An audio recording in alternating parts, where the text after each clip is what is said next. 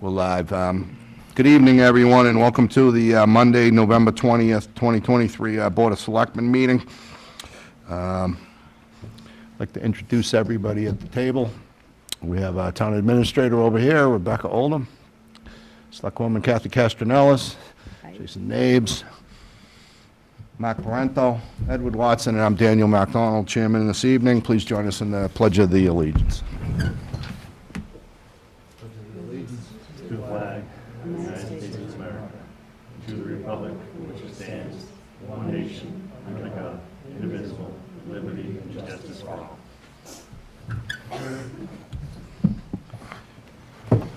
This evening, we have an executive session, and pursuant to Mass General Law, Chapter 30A, Section 21, subsection A2, for the purpose of conducting contract negotiations with non-union personnel, specifically our town administrator. So we need to motion and roll call into executive session. Is there a motion? I'll make a motion to enter executive session. I'll second that. Second that. Any discussion? All right, roll call. Kathy? Yes. Jason? Yes. Myself, yes. Mark? Yes. Yes. Ed? Yes. All right, we're in executive session, so we, No, well, you we're leave or gonna- we leave? We're leaving. We're leaving. Sorry. Enjoy yourself.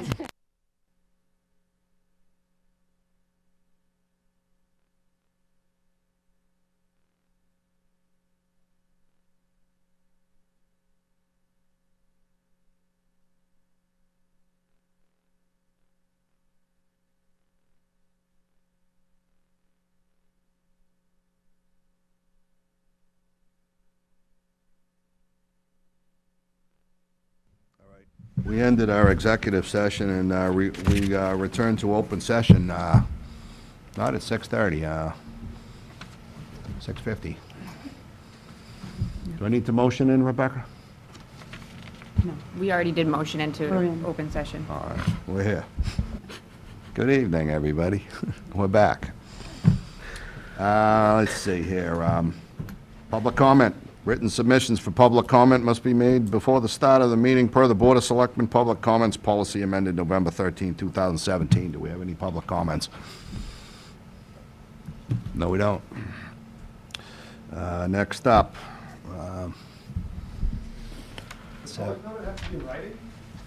Needs to be submitted before the meeting, usually to our town administrator or myself. What would you like to talk about? The Whittier project. I'm a member of the town. I wanted to speak. Whittier is coming up, I believe. Okay, all right. That's why everyone's here, I think, mostly. We have a public hearing for 7:30, tax classification, so it's not 7:30 yet, so we can't do that. So we're going to advance to discussions and possible votes. First up, we have approval of a special event permit for Stephanie Dufanetti on December the 24th, 2023 for use of Elm Park for a private event from 12 p.m. to 12:30 p.m. Half hour. Is there a motion? I'll make a motion to approve the special event permit for Stephanie Duvenet on December 24th, 2023 for the use of Elm Park for a private event from 12 p.m. to 12:30. Second. For a second. Do we know what that private event is or entails? We She's Getting married. she's engaged, getting married down there. Just a quick little ceremony. Okay. She said Elm Park's beautiful, and that's where they wanted to do it. Great. Everybody can go, I guess, right? That's how cat's out of the bag. There'll be like 5,000 people there. It says estimated attendance 12, 12? Could be wrong. so you're not invited. I just spilled the beans. Did he bring presents? Flowers. All right. We'll vote. All those in favor? It's unanimous. Congratulations, Stephanie. Next up, Greater Amesbury Public Health Excellence Group Intermunicipal Agreement, IMA, for a Public Health Excellence for Shared Services Grant. This is David Greenbaum, Board of Health Chair, and Rosemary, the C Health Agent issue. Are they here this evening? Thank you for coming. Welcome. To the welcome.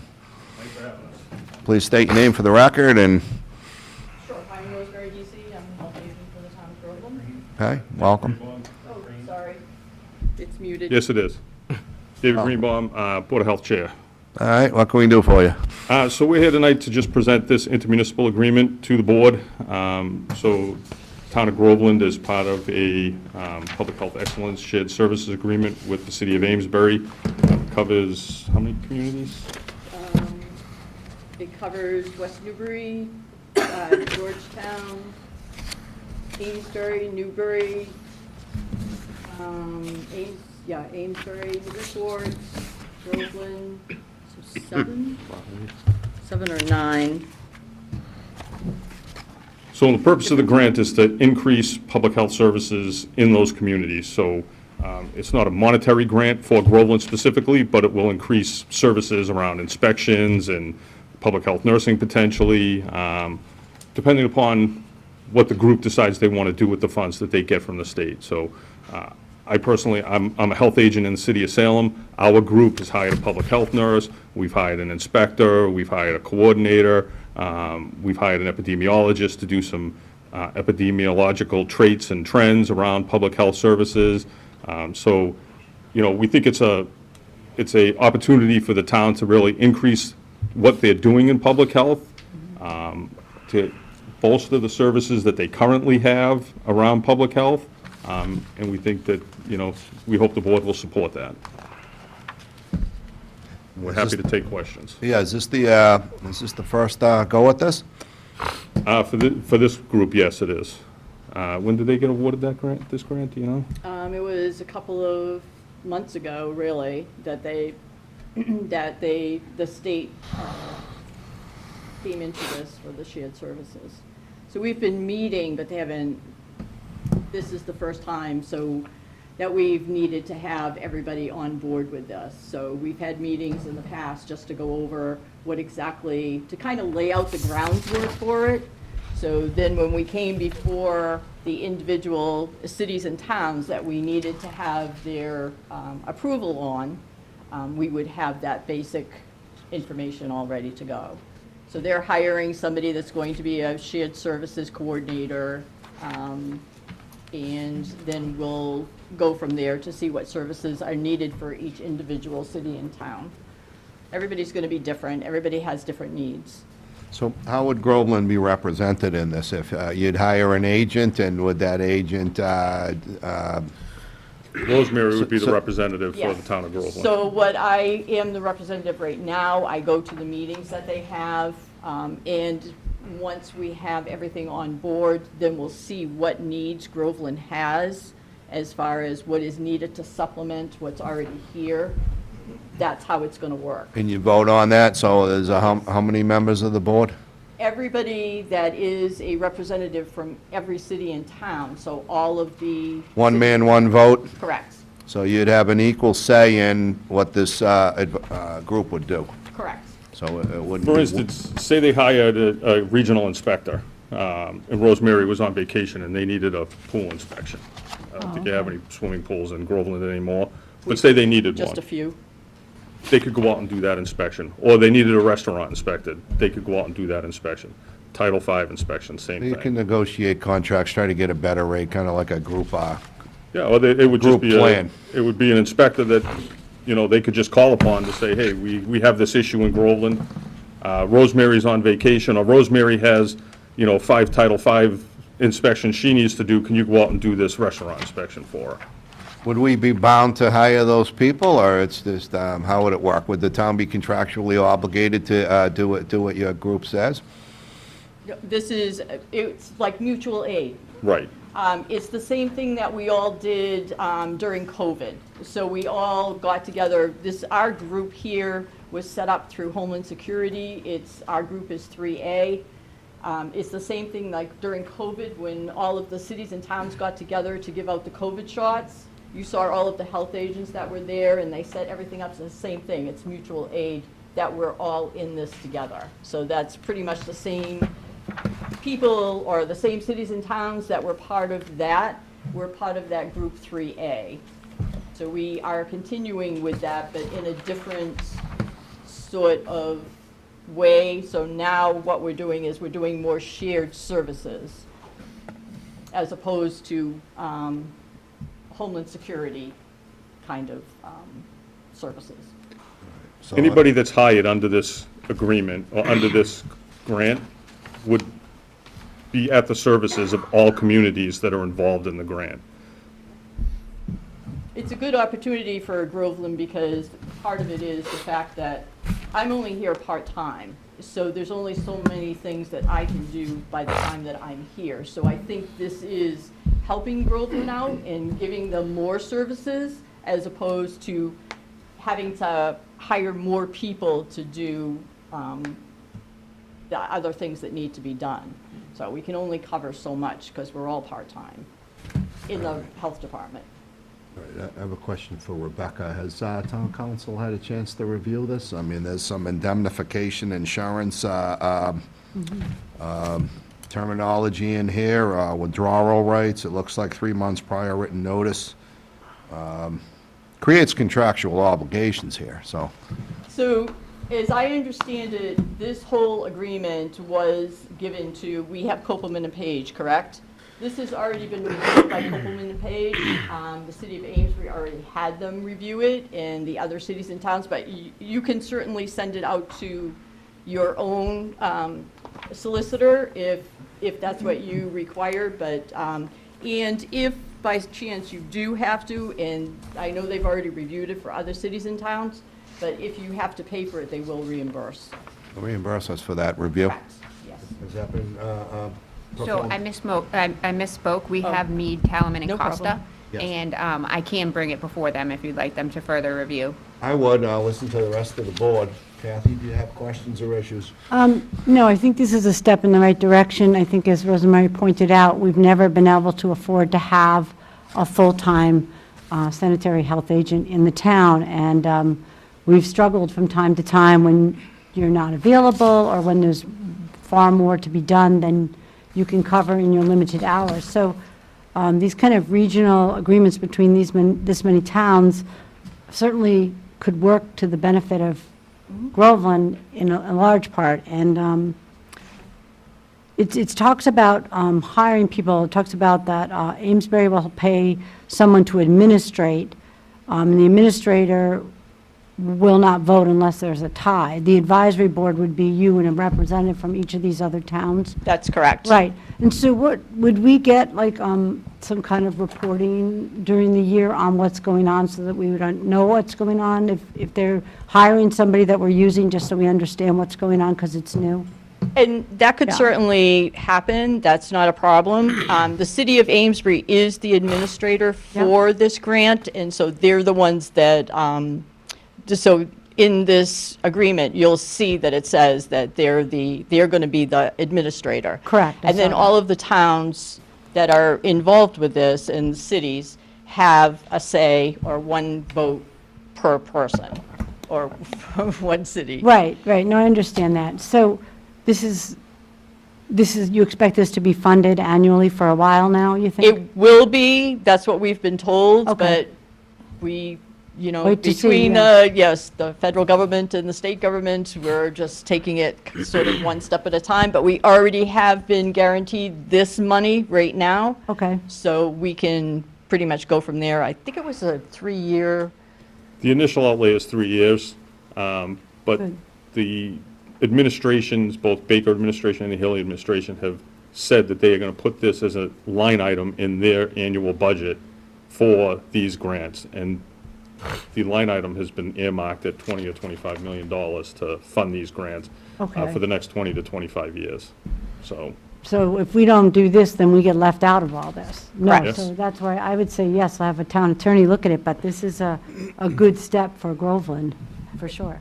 right, it's part of an agreement that the state wants all of the cities and towns to have the same type of services available for all of their residents, where some of the cities can have more services there, or they might have, instead of just having one person, they have multiple inspectors, public health nurse that's there, and then plus a director. So this kind of evens the playing field for all of the cities and towns, so hopefully they'll all have the same services available for all of their residents. Correct, and we found this out the hard way during the pandemic, I think. Correct. We understand, those of us that were on the board during that. Yep, We don't have exactly. the staffing that other towns and cities had, and That is so correct. this would help us if anything else came our way that disrupted. Exactly. But just the overall coverage, too. So we don't have a full-time health nurse, we don't have a full-time health agent, right? Right, So this would help us even that out. correct. Great. Okay. What this will also do is it'll standardize the way public health is administered across municipalities. So you won't find in Newburyport or West Newbury, they're doing something that we're doing here in Groveland. It'll be very similar, if not the same. That's that- good. So, yeah. So I think these grants are very important. Good. Well, Groveland is not the fiscal agent on the grant. To have a partner like Amesbury and the other communities that are involved and be involved in a grant like this, you know, they're important grants at this point in time for public health. Good. That's all I have. Jason? Yeah, I think it's definitely a step in the right direction in terms of unifying and making things much more consistent across the towns, especially small towns that don't have the resources. So it's something that I'm very interested in. Mark? We're good. Edward? Yeah, just a question, as I understand it, as long as the grant is funded, there's no cost to the town of Groveland. Correct. And you said it, so we should be okay for 3 years, and then don't know whether the grant will be extended. You don't know. We don't know what. There's no guarantees in Yeah, life, right? exactly, There's two right. guarantees in life, as they say. But the promises that have been made at the state level, they have ramped up an office called the Office of Local and Regional Health. That office consisted of 4 people 2 years ago. It's about 15 or 20 people now, if not more. You know, like I said, the Baker administration, the Haley administration, they have made commitments that they are going to fund these grants. The legislature is looking at laws called the SAFE Law, SAFE 2.0. These laws are to put this money into the budget at the state level every single year, and the initial outlay was 20 to 25 million. So there's no match from the town on the grant. No, the grant is granted, the grant is given to the city of Amesbury, so the only city that would be in any jeopardy would be the city of Amesbury. But everything is paid. I can tell you, as a host agent in the city of Salem, everything is paid through the grant. We are at no liability in the city of Salem. I have 8 communities that are involved, including Salem, and we don't pay anything. The grant pays everything, from salaries to staff, to their fringe benefits, to any purchases that we make, to the staff that we hire. It's all paid through the grant. Okay. I'm all set, yeah.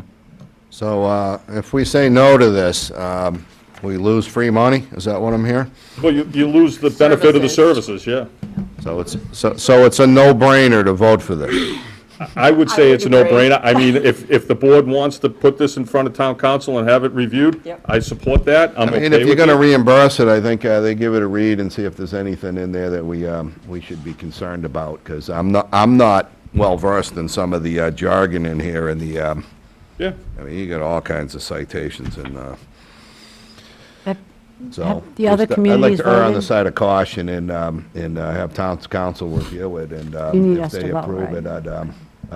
I'd motion to approve it, I can tell contingent you upon that. from my experience, each community takes their own time to review it, have their. I was going to city- ask you, what's the timeline? Is Okay. time of the essence of this, or we have 2 weeks? The sooner the better. I mean, 2 weeks I think is fine. I mean, Yep. Okay. a month is fine probably, but. All right. We you know, meet like every I said, 2 weeks, Each so. community takes their time to review it, has their city solicitor, town council, whoever it may be, review it, and gets the signatures that they need as they can, so.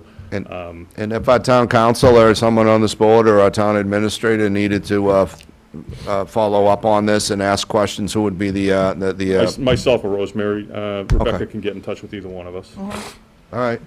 Make a motion that we adopt it contingent upon town council review and approval. And if they want to put the brakes on it, they kick it So- back to us. Are we going to vote? Are we going to second? Are you making a motion? I made the motion. Second. Any discussion? We just did. All those in favor? Great, thank you very much. Thank you Chair, for would you coming be in, the- appreciate everything you do. Would you be the one signing, Mr. Chair?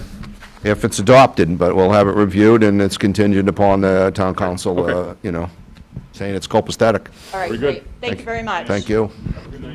Rebecca, I sent you a copy Yeah, of have this, a great didn't I? Thanksgiving. Okay, so you can send it to All right, next up, we have regular or special town employees in accordance with conflict of interest law. This issue is by Elizabeth Cuniff, our town clerk.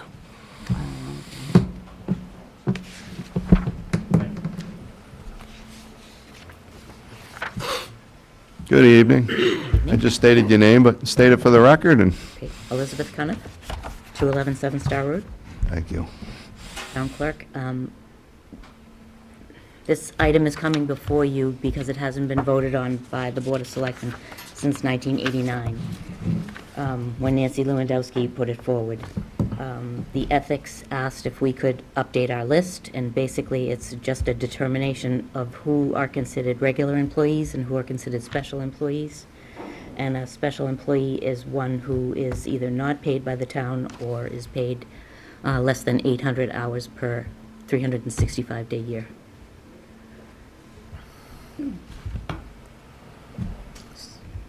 So what's the issue with the conflict of interest between the two? Can't both employees have conflicts of interest? Can you clarify that? Why is there, why are the two different types of employees distinguishable? A special employee can do work for the town because they don't make enough to produce a conflict with the town. So there's a threshold there, so if you make below X, then you're not considered a conflict, you can go make money, and it's no big deal. And if you make more than Y, then you're subject to the conflict of interest disclosure requirements, Yes. and So whether... you can do work for the town even if you are employed by the town, as long as it's under the threshold of the 800 And sometimes they hours. can disclose that it's maybe a waivable conflict, or they're aware of it and they've thought about it, or they just can't. I mean, can you talk about that? For a regular, I'm not sure. I would Not sure. contact ethics for that. So Okay. the town has to be under 10,000 population-wise to fall under this special and regular category, which we are. And the rest of it falls under, it's Mass General Law 286A. So we are... 268A. Are we out of compliance on this, or this is just bringing up to speed in some way? This is just reevaluating the list that's already on file. Some of the appointments that were on file before no longer exist in the town. Yeah. The town doesn't have the certain categories that were on the list prior to, and for some people, the jobs have changed so that the individuals now work more than 800 hours in a 365-day period, so they would no longer be considered special where they were before. So it's just a reorganization of a list that was already sent to ethics. in 89. So have those employees been notified of their change of status if this goes forward? I mean, it may affect somebody and create a conflict if there's already a situation. So have these people been notified that we're contemplating this? No. No, this is, actually should be brought up by the Board of Selectmen. Yeah. This is a task that you should do on a regular basis, but it hasn't been done for quite a while, so in discussing with ethics, I brought it forward. Mr. Chairman? Okay, Kathy? There's positions we don't have anymore that are on the list. I think we have to take time and. So it's read through it. housekeeping. Yeah, and come back and we'll vote and revise it. Exactly. I think that's what we're getting to. Exactly. Like the Board of Fire Engineers, we don't I have. them understand. anymore. What I'm asking you is, let's just say there's an employee named Susie, and they were regular, and now we're reclassifying them to special. I think they ought to have notice of that.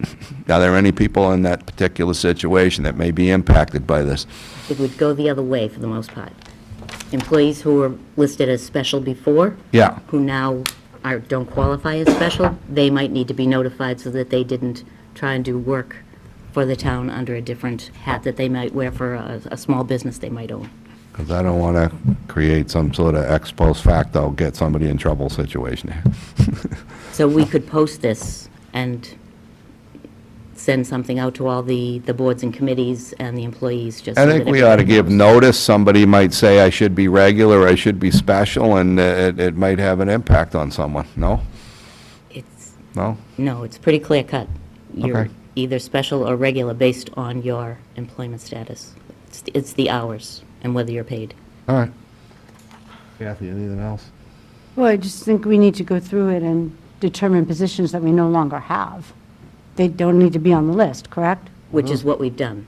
We went through, town council looked at this, Rebecca looked at this, we went through the list. Oh. Town council agreed. We don't have a that board these of fire positions- engineers, though. We eliminated that. But you could, in the future? Not with a strong fire chief law, I don't think. Okay. Fire All chief right, no, shaking his okay. head. Yeah, Then no, I apologize. that's okay. Well, okay, So so then you that think needs to this, be fixed. you think this list is kind of set then, so we don't need to revise it that much at all. I don't think so. According to town council, they went through it and they Okay, thought it was all except right. for that one. Rebecca, has this been reviewed by town council and yourself, and it's what we need? Yes, 100%, 100%. 100%. Okay. All of the above. Jason? Except for the board of fire engineers. Except for the Board of Fire, delete that one. Adjust it. Delete that. There you go. Take your time. I'm good. We got till midnight. Mark? No, I'm gonna abstain just because, so, I don't wanna, yeah. I'm going to abstain. Ed? I don't see the building inspector on here. He's over the 800 hour. He's regular. He's regular. Yeah, but I don't see it under the regular employees. It says building and facility supervisor, which, is that the? No, that's not the building inspector. Uh, No, Inspectional services? Did it fall under? That? Did it fall under inspectional services? Well, I didn't see it there, Okay, unless I'm just not finding it. okay. Well, I think Ed's right. It's not there. I don't see it either. It's under the special employees for the zoning enforcement officer, Oh, okay. assistant building inspector, inspectional services, electrical inspector. It's not under regular. There's a assistant building inspector, inspectional services, electrical inspector, inspectional services, plumbing and gas inspector. yeah, it does. Unless I'm missing it, I don't see it here. Did you find it, Beth? No, I did not, sorry.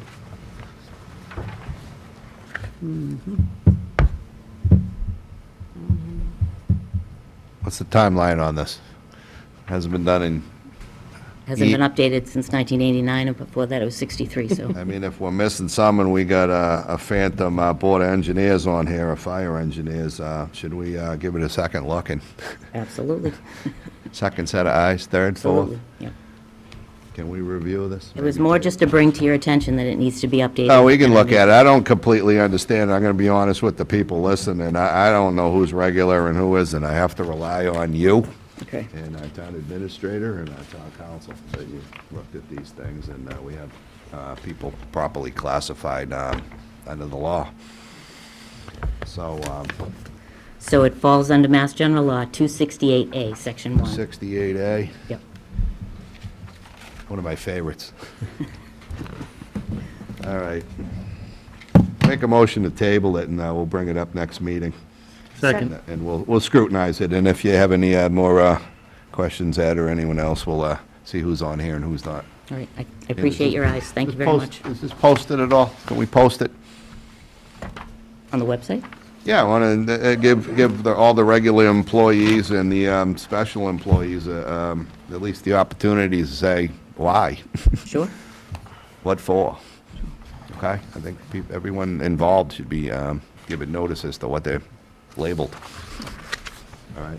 Make a motion to table. Jason seconded it. All right, all those in favor? Yep. Table it. Four in favor, one abstention. Thank So you. when you come up with the final list, then we'll post it to the website, so then everybody knows what it Okay. is. Okay, all right, Thank you. thank you. Next up, Mr. Chairman, if I do one more agenda, are we going to be on schedule for our public hearing at 7:30? I would recommend that we skip number 4 until after the public hearing, which should be only a very short discussion, and move to some of the other items. All right, just so you don't break up with the presentation right in the middle. All right, do I need a motion to, jump ahead to number 5 and follow our agenda out of order? Motion to be out of order.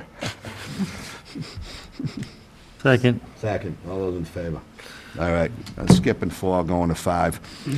Vote to approve and sign the following liquor license renewals. Okay, and the votes are contingent upon receipt of all required paperwork submitted to our town administrator.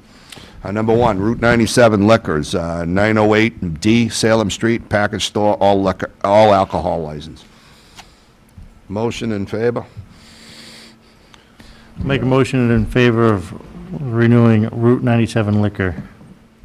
Is there a second? Second, can we do the group together, because they're all, they're contingent upon receipt of the required Does paperwork. anyone have objection to the I'll package do the deal or group the with the package exception stores? of Nyrods. Yeah, except for number 4. All right, Do that one separate. all right, Do we're that going to vote separate. on 1, 2, 3, 5, 6, 7, and 8. I'm Not going to just read them into the record. I read Route 97 Liquors. I'm going to read Groveland Market, 1 Washington Street, package store, all liquor, all alcohol. Number 3, Jerry's Variety, 15 Elm Park, package store, all alcohol. Skipping 4, we're going to 5, Nichols Village, 1 Nichols Way, club license. Number 6, Pub 97, 937 Salem Street, restaurant license. Number 7, Tea Garden, 904 Salem Street, restaurant license. Number 8, Groveland Fairways LLC, 156 Main Street, general on-premises license. Is there a motion to adopt all of those? Motion to accept. Okay, seconded. Second. Jason, any discussion? None? All those in favor? Approved. You like to circle back to number 4 on Nyrods? Is that how you say it? Nyrods? Nyrons. Inc., 192 Main Street, package store, all alcohol. Motion to approve the license.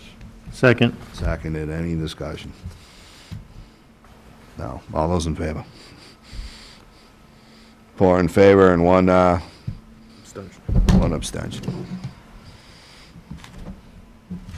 How are we doing? We're on schedule. All right. I vote to approve and sign the Class 2 used car license renewals, contingent upon receipt of all required paperwork. I want to do these as a block as well. Yes. All right.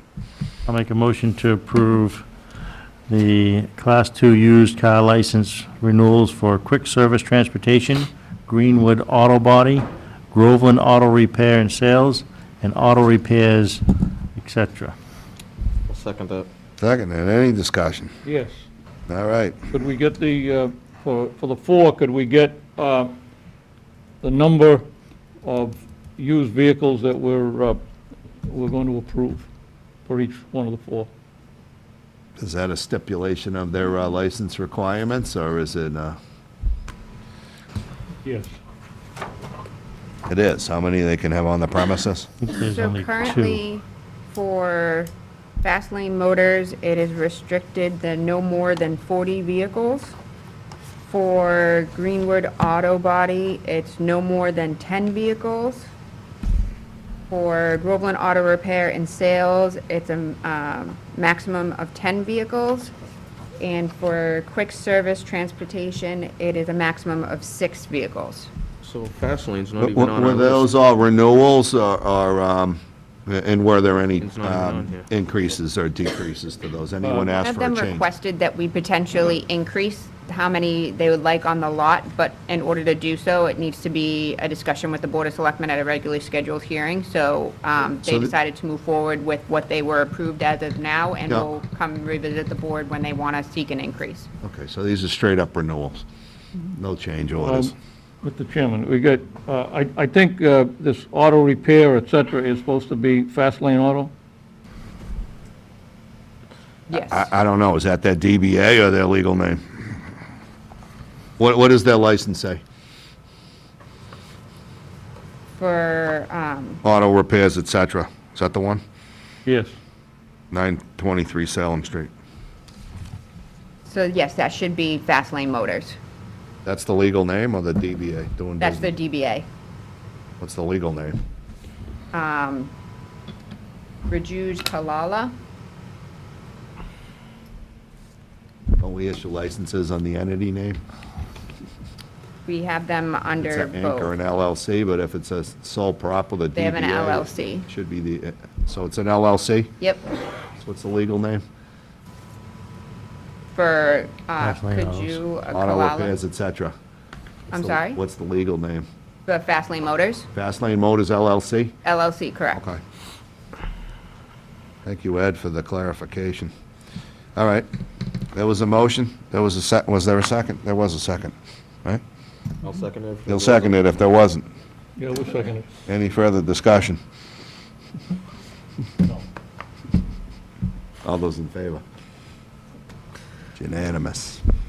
We're way ahead of schedule here. You gotta talk more, Mark. Number 7, vote to approve and sign the following common victualler license renewals. It's a good word, huh? Victualler. What's a victualler? What was it? I'm sorry. What's a victualler? So if it's like a restaurant where they congregate, I forget the amount of occupants. But essentially like a restaurant or somewhere that serves food, or like an assembly area. Okay. So like the cafe at the Pentucket Regional School, Riverside Pizza, the Tea Garden. The victualers.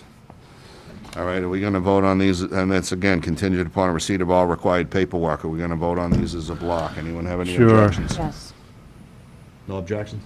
no objections. Somebody make a motion? I'll make a motion to renew the licenses for Nichols Village, Carbone Pub 97, J&S Restaurant Corporation, Robert Arkelian, Ultimate Perk, Next Dine LLC, Riverside Pizza, Pentucket Regional School District, Conservation Commission, Pizza Grove, and Jeff and Maria's Ice Cream and Food.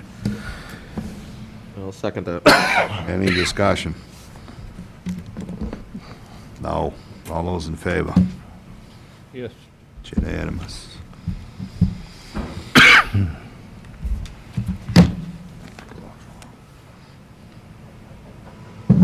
Two minutes. Can we do in 2 minutes? Pentucket Regional School update? Number 11, Number 11. yeah. Accept the resignation of Kerry Goodwin from the Board of Assessors, Finance Board, and Recreation Committees, effective November 20th, 2023. Is there a motion? I'll make the motion to accept the resignation of Kerry Goodwin from the Board of Assessors, Finance Board, and Recreation Committee effective November 20th, 2023. Second, Any discussion? I'd just Yeah. like to say thank you. She yes. was very busy. Yeah, just thank you to Carrie. I know she's starting a new business in Georgetown, I believe, and wish her the best in that, and I thank her for the time that she gave to the town. Appreciate it. Thank you for volunteering for 3 boards. All right. All those in favor? Yep. Unanimous. I think we can do one more. We have 1 minute, 7:29. Appointment of Jillian Terry, Parker Circle, Groveland, Mass., to a full-time police officer effective November 13th, 2023 through June 30th, 2024. I'll make a motion for the appointment of Jerry Terry from Parker Circle, Groveland, Mass., to a full-time police officer effective November 13th, 2023 through June 30th, 2024. Second, Second. Any discussion? All those in favor? Yes. It's unanimous. 7:30 on the dot.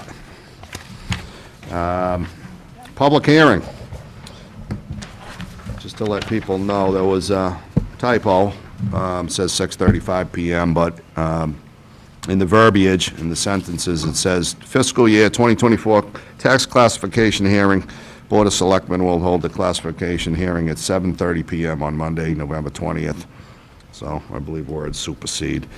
So we're going to proceed on that. The Board of Selectmen, upon hearing data relevant to the fiscal effects of the available alternatives, and upon recommendations made by the assessors, will decide whether the town will continue with A1 tax rate for all classes of property or adopt multiple tax rates. The public is welcome to attend and give comments, so I open up the public hearing. Who would like to chime in? Mr. Chair, so the assessing manager was, we had the scheduling with the time, so we had the times incorrect. So she is participating remotely via Zoom. Her name is Julie Yeba. So I was going to initiate the conversation by reading off her letter, and then if there's any questions, she can direct those, answer those for you.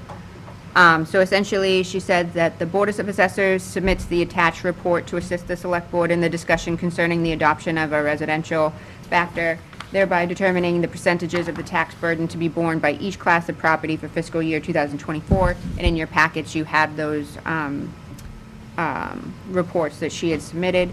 You are reminded that the Commissioner has calculated the minimum residential factor, which you may adopt. You may elect a factor from 1 to a maximum of 1.5 as provided by law. Historically, the town of Groveland has had a single tax rate. That is primarily because 93% of the town is residential properties and only 7% is commercial/industrial. Chapter 369 of the Acts of 1982 requires a decision of whether to shift the property tax burden from one class to another to be determined by the Select Board after a public hearing.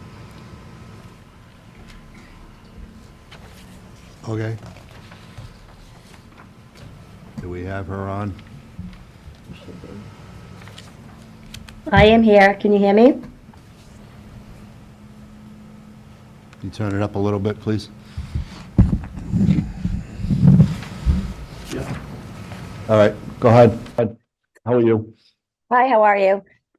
So basically, I included in your package the assessment classification report, and that was just so everybody has the knowledge of what our each class values consist of, how many of each properties we have in town. And that's basically just for your informational purposes. The most important document that's in here is the impact of the rate shift sheet that you see.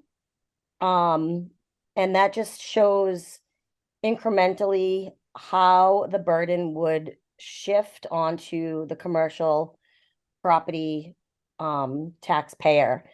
So if we stick with the one, which is the 100%, our projected tax rate this year is 13.55, and that's pending on if everything stays the same with accounting.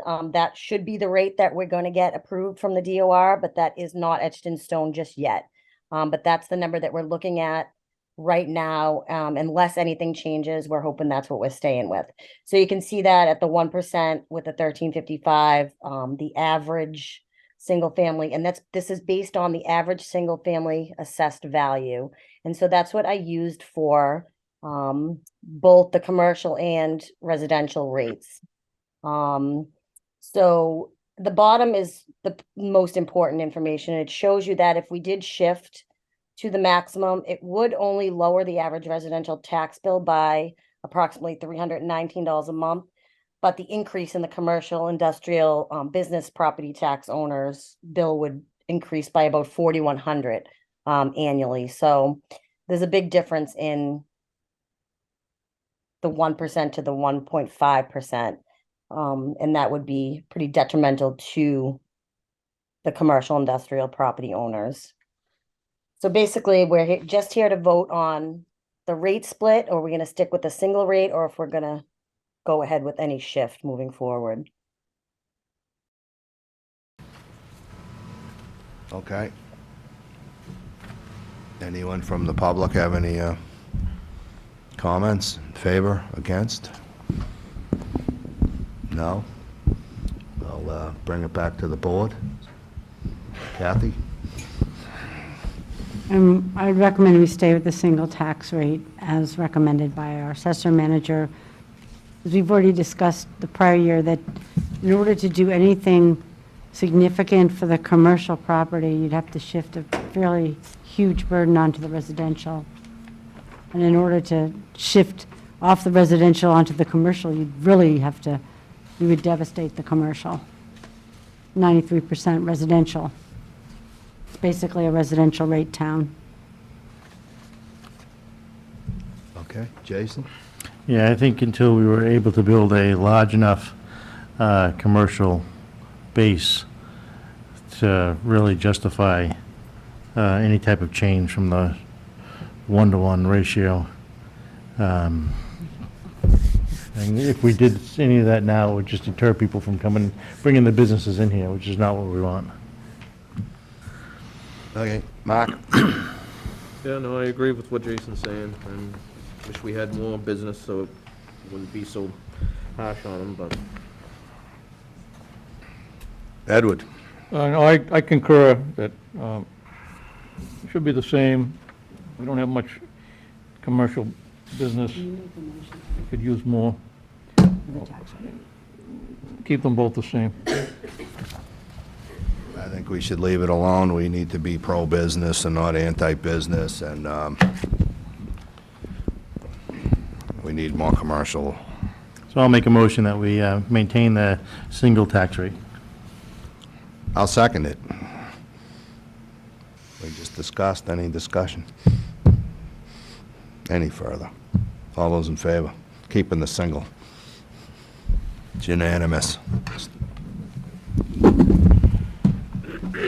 And can we also vote to close the public hearing? I'll make a motion that we close the public hearing. Second. Second. Any discussion on that? All those in favor? Closing. Unanimous. Public hearing's closed. I jumped around here. What did I miss? That would be Whittier. Everything's numbered for me. Number 4. Number 4? Oh, that must be why everyone's here. Should have put that first. Who made this agenda in my absence? I would have put all you people first and got you out of here early, but I wasn't here last meeting. Just kidding. Whittier School Building Project Discussion. Maureen Lynch, Superintendent. Come on up. Mr. Chairman, I will need to recuse myself from this discussion. No, say it isn't so. It is so. Please stay. As you all know, I am an employee of the Whittier Regional School District, and I did confer with the Essex Commission, and they suggested that I leave the room. Suggested? Was it mandatory? I'm going to leave the room and All right. recuse myself. Thank you. You know, try to twist you around. Yeah, I mean, if it's discretionary. not that discretionary. All right. We'll call you back when we're done. All right, Maureen, state your name for the record, and I think we already know it, but Good evening, my name is Maureen Lynch, I'm the superintendent at Whittier Tech. I have a short video and then a PowerPoint, and then hopefully answer some questions, or questions and answers. can we turn her up a little bit? Yes? Is my soft voice this better? Is this better? Can everyone hear her? Yeah? Okay. Yes. Vocational programs are important to us in the construction industry because, one, we're having a hard time staffing our projects right now, and we have a lot of people getting ready to retire. So within the next 5 years, we're probably going to see a dip of 30% of our workforce across all crafts, not just laborers. The benefits to the community is a workforce. You know, we have about 150 juniors and seniors out working right now. Truly is training the future workers of America, and that's what we need. You can't find places nowadays, unfortunately, that have full complement of skilled workers. The great thing about vocational technical education is that students can leave Whittier with not only their high school diploma but their trade certificate, and they can go out and get good paying jobs. We really encourage our students in their junior and senior year to go out and co-op. It is a wonderful opportunity for me because I get to learn so much and really get the real experience of what it's going to be like even after I graduate from high school. A kid that graduates from Whittier Tech can go right into the workforce. Also, a student that graduates from Whittier Tech can go right into higher education. If you call an electrician, if you call a plumber, if you go get your hair styled, chances are very high it was a Whittier Tech grad. Our community is full of Whittier Tech pride and Whittier Tech professionals. I've been in this building for over 20 years. It might look like it's a beautiful building because it is, but when you get into the bones of the building and the insides of the building, it's rough. It keeps me up at night. Recently, we lost electricity, we had flooding. I think it was about 2 weeks ago, we had a flood down in the basement. I was absolutely panicking. You know, I had to let the superintendent and the principal know, hey, we got a problem downstairs, and if I can't get this fixed, we might need to evacuate the school. Those things happen around here, and when those things happen, you can't have school. You can't give the kids the education they deserve. It definitely is showing its age. There's times where heat and air conditioning just don't work, which make it environments unfit for learning. I had a pipe burst over my locker, but it's okay. The students and the instructors and the administration are doing the best they can with the building we have currently, but vocational education is only going to continue to grow, and we need to grow with that. You cannot have Wi-Fi in this building. It just doesn't really work. So students aren't really being held to that 21st century technology standard. When you go, you know, through the different systems of the codes and the fire codes and the emergency stuff, nothing is up to par. We've been told by the city inspector that we are not allowed to do any more projects or renovations in this building until we put in a sprinkler system. We are not compliant with ADA compliance at all, and that hurts our kids and that hurts our staff. If the community does not believe that we need a new building, my job is to make sure they understand that we have to do something. Not doing anything is not an option. So really, it's a new building, or we're gonna have to bring this current building up to code. And from what we've learned from the feasibility study is that that will be more expensive to the taxpayers in our district, with absolutely no reimbursement from the state. We've seen little renovations that we've done over the years, and it's to the limit. We can't renovate anymore. It's impossible to do that, and it just keeps falling apart. It needs to be redone, rebuilt. We need a new school. The numbers are clear. It will cost the taxpayers of our district much more money to go with a renovation of this building and bring everything up to code versus a new building. I feel like it's such an investment in our future because a lot of these students and graduates, when they come out, they're going to join the workforce in our community. They're either going to start their own businesses, work for existing businesses. The biggest thing I really want people to understand is that our kids deserve this. Our kids deserve to go to school in a quality building, that they're not concerned that there's no heat in their classroom or their classroom's too cold or that there's water. And these are some of the issues that our kids are dealing with right now, and it's not fair to them. We need to do better.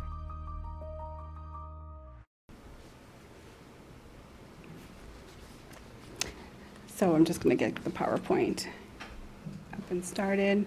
But again, my name is Maureen Lynch. With me tonight, I have Lisa O'Connor, the school committee rep from Groveland. She's also on our school building committee.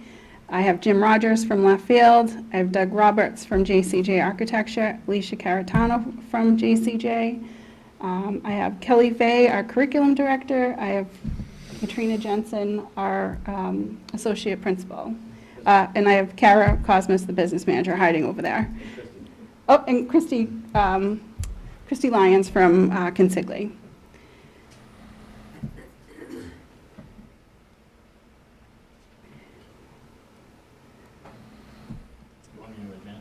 Do you want me? Got a clicker? Do you have a clicker or a? Is that the end of the presentation? That's it. Bye. It was really nice seeing all of you. Yes, if someone doesn't mind. School's falling apart, we need a new one? Yeah. It sounds like deja vu. Yeah, it seems that the towns from Pentucket truly do understand kind of what we're going through. So Whittier Tech, how many of you have ever been to Whittier Tech? Class of '05. Class of '05. That was the year before I started. What did you graduate with? Falling apart then too, so. Carpentry. Carpentry. Okay. So Whittier Tech, this is our 50th year anniversary. We have been providing a workforce for our region for that 50 years. We have about almost 1,300 students, 1,280 students right now, day students, but I think it's really important to note that our building is very busy in the evening. We have about 400 night school students. If you were to show up right now, it's a busy place with students getting their journeyman license in electrical and plumbing programs. And then in the summer, we have what's called summer CTI. This is paid for by the state. These are for unemployed or underemployed individuals, and they can go through and receive 200 hours of training and be able to get right into the workforce. The CTI programs were relatively new for us. We used to do middle school discovery programs, but there's such a need right now in our region for workforce that we felt that these programs were appropriate. So when we opened in 1973, Those are some of our programs. The lighter ones are the ones that have been faded out. I think it's important to know that we're always looking at our workforce blueprint with Mass Hire to make sure that we have vocational programs that truly are meeting the needs of our workforce. You know, back in the day, they had fashion, design, and clothing. You're not going to get a great paying job right now in fashion, design, and clothing, whereas you will get a great paying job in marine technology. That's our newest program. There was a real need for marine technology students. Most of what we've been able to do to open up that program has been provided by a capital skills grant. And we've received a lot of equipment for the Mass Maritime Association. We've been really lucky to be able to open that program. And we've been working that program day, night, and also in our CTI program. So again, Whittier Tech, 1973, exactly 50 years. In 2014, the former superintendent did start to see signs of the building starting to really have some issues. He did his own feasibility study, not nearly to the length that this current feasibility study is at. But we were able to use that information to develop a statement of interest. We wrote 6 statement of interest to MSBA, and they finally did let us in 2021. When you're invited into MSBA, it's like you've won the lottery. Like, you know, I think right now I've heard there's 100 applicants for an MSBA project. So you feel like this is going to be fabulous. Then you realize how much work it is. No, just kidding. But it's been ongoing since 2021. This happened pretty much right before COVID. Whoop. It happened right before COVID, and we've been working on it to this point. We have finally finished our feasibility study, and we have submitted our schematic design at this point.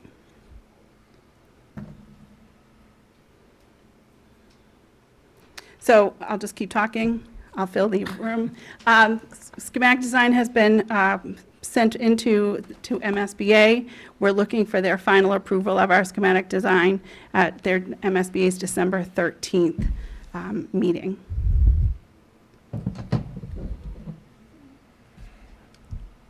And I'll keep talking.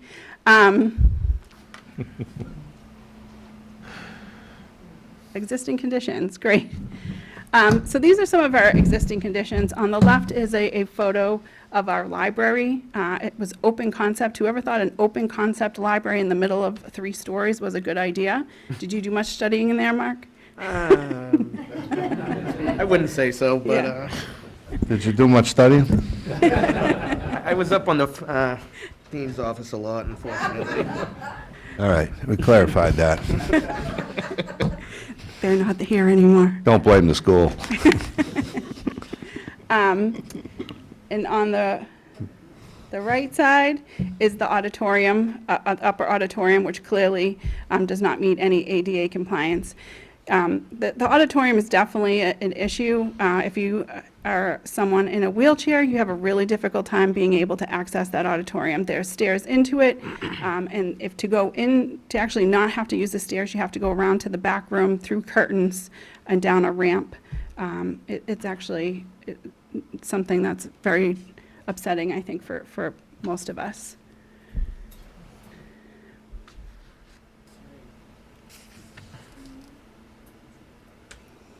So that auditorium.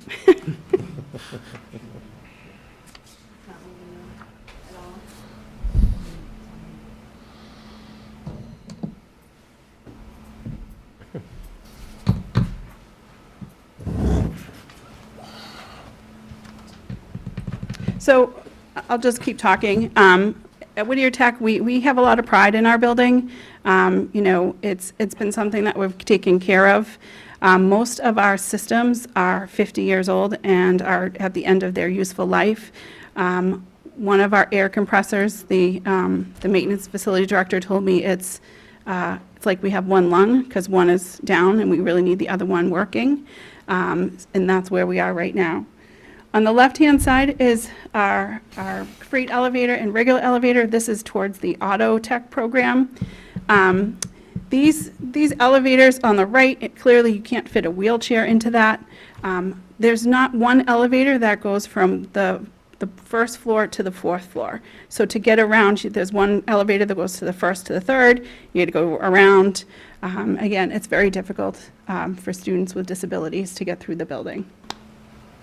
On the right is a picture of that auditorium. On the left of that is a mobile ramp that we did put up. So we've been using that for students and staff at this point if they need to get into the auditorium.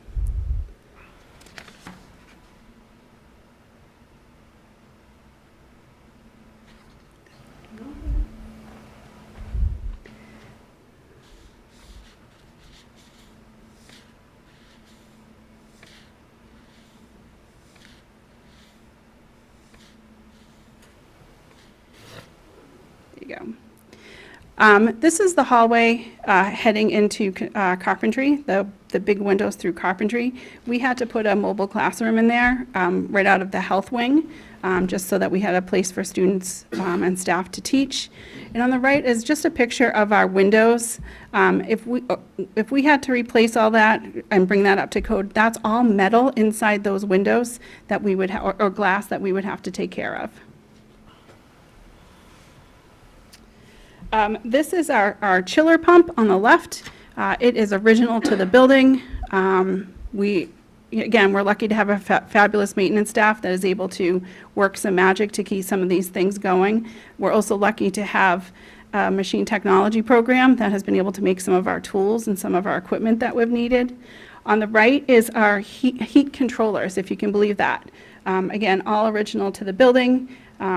Maintenance, I mean, you really do worry when it's too hot or too cold in our building.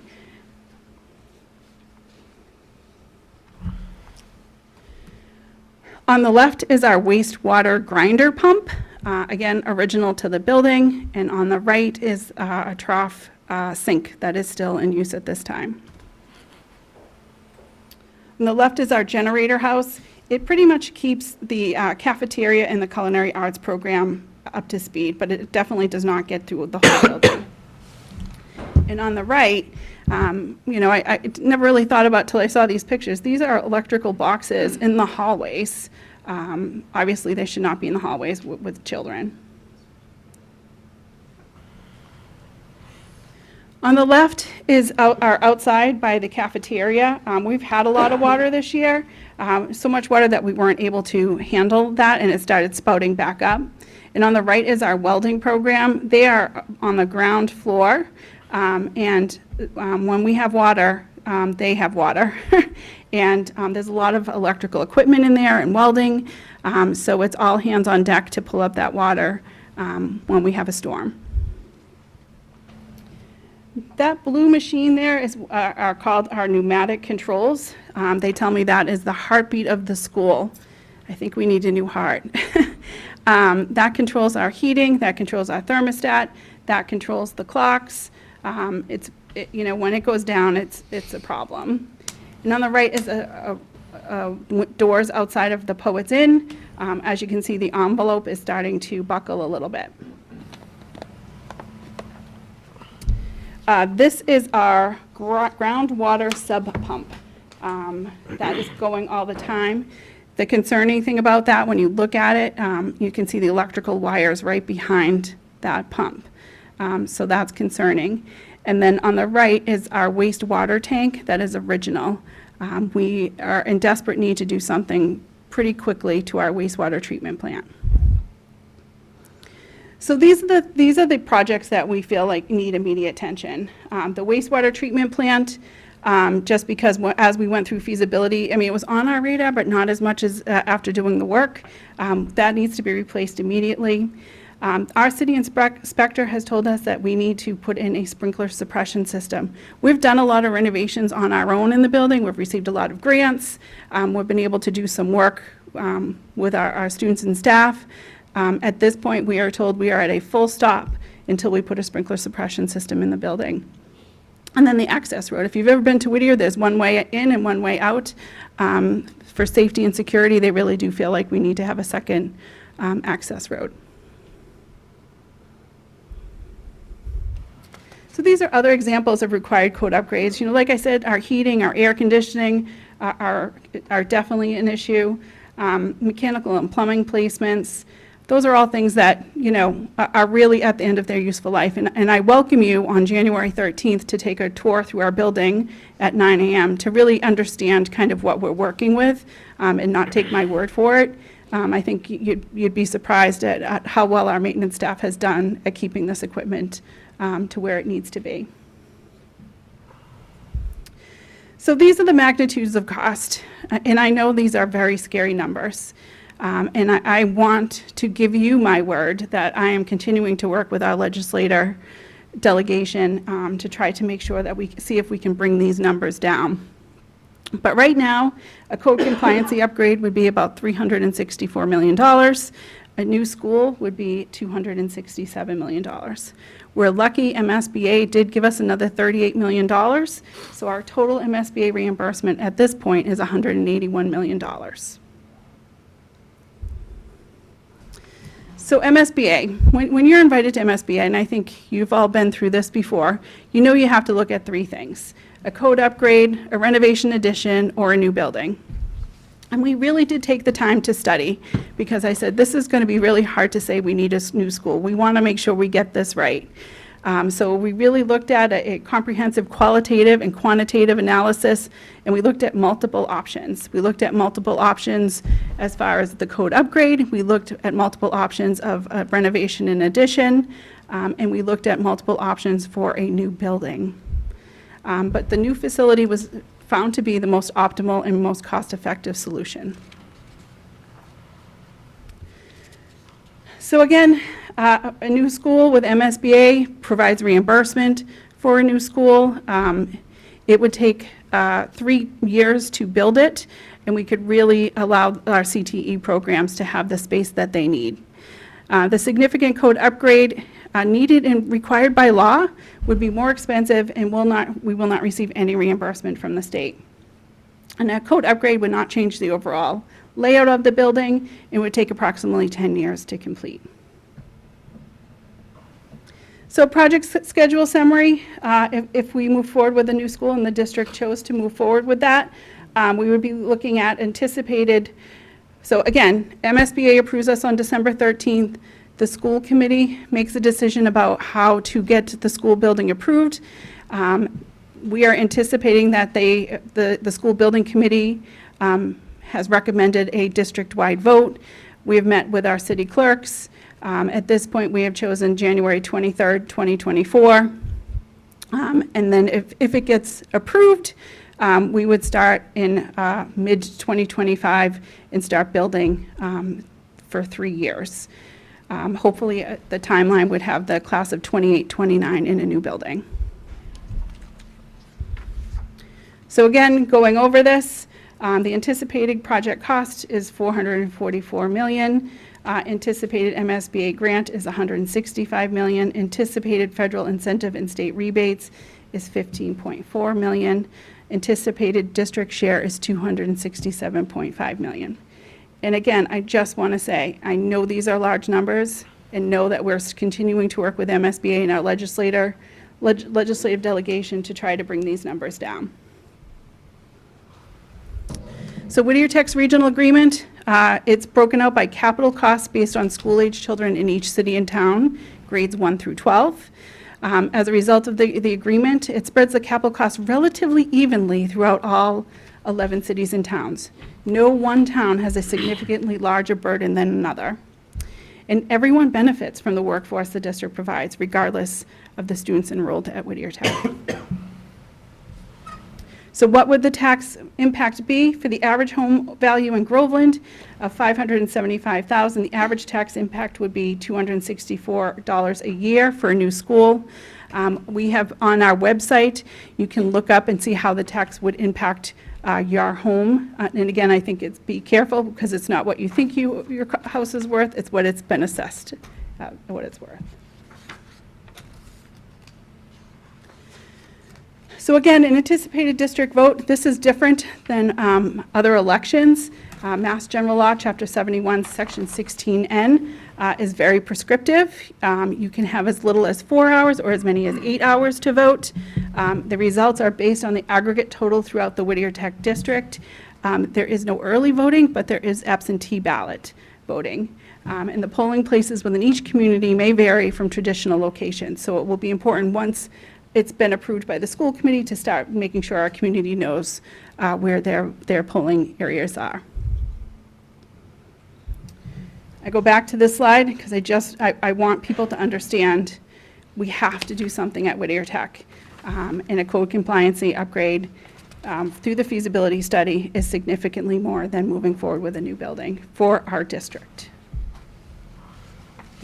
Again, the wastewater treatment plant, we are going to continue to look with our federal legislators and our local legislators to see if we can get some help with this. The sprinkler suppression system, is a must-do because we're at a full stop again at the school. And then the access road, we've talked a little bit about trying to work with Haverhill, about trying to bring some of those costs down as well.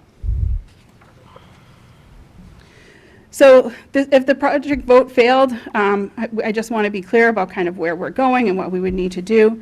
So every year we would be coming to you with a significant capital cost to try to bring this building up to code.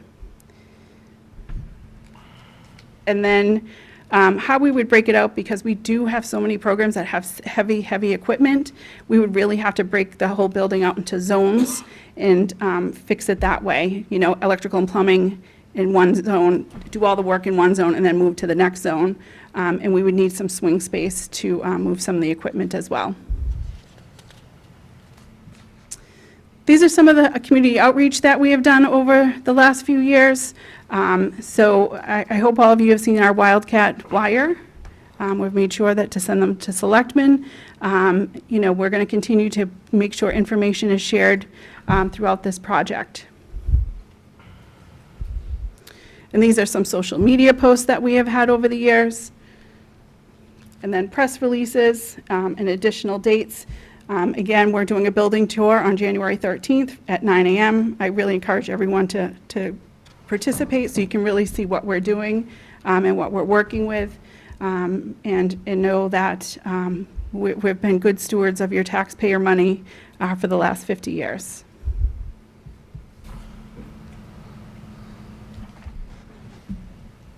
Dia?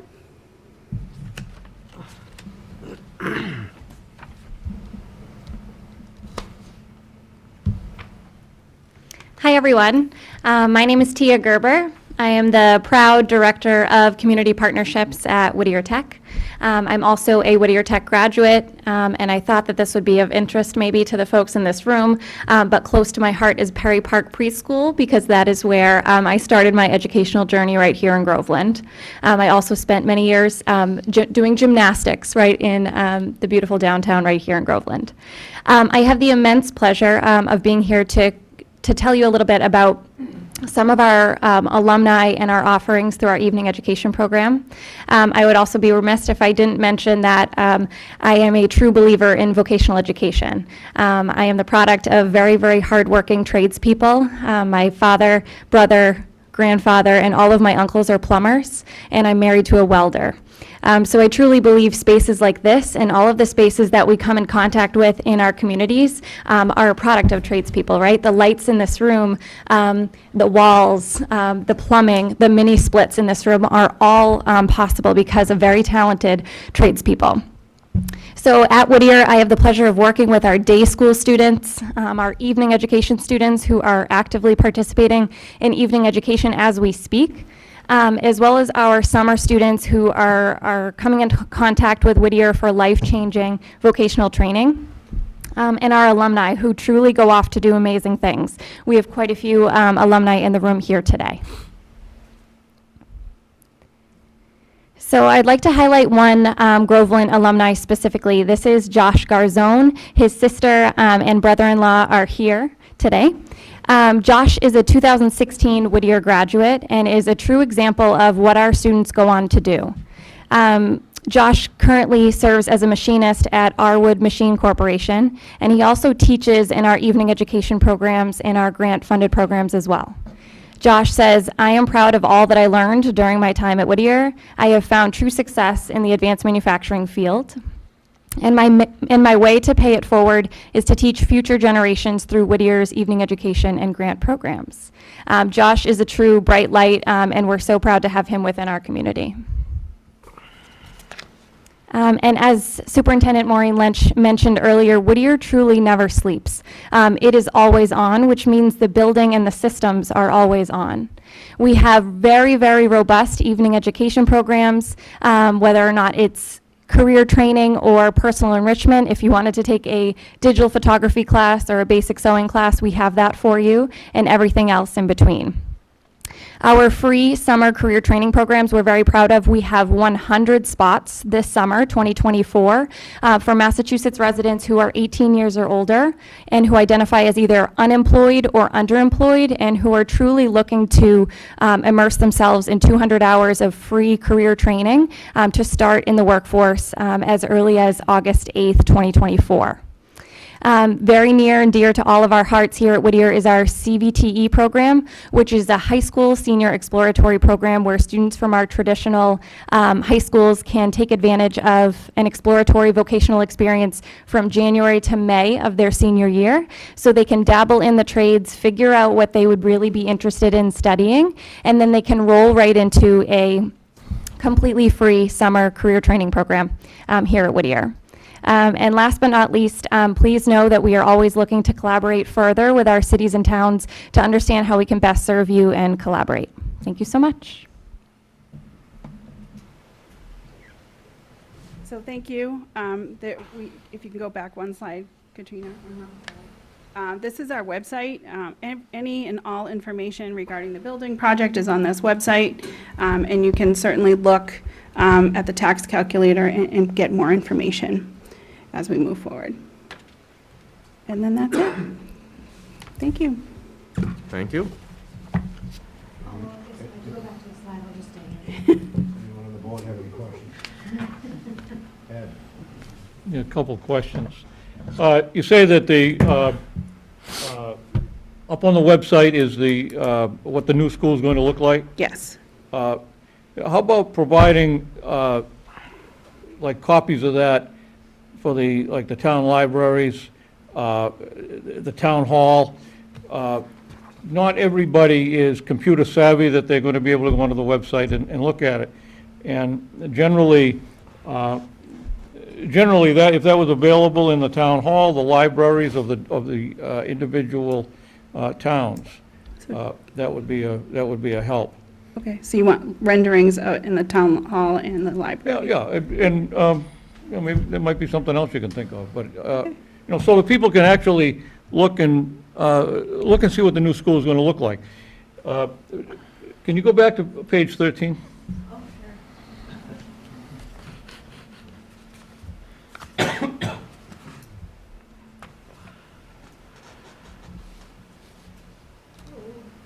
This one?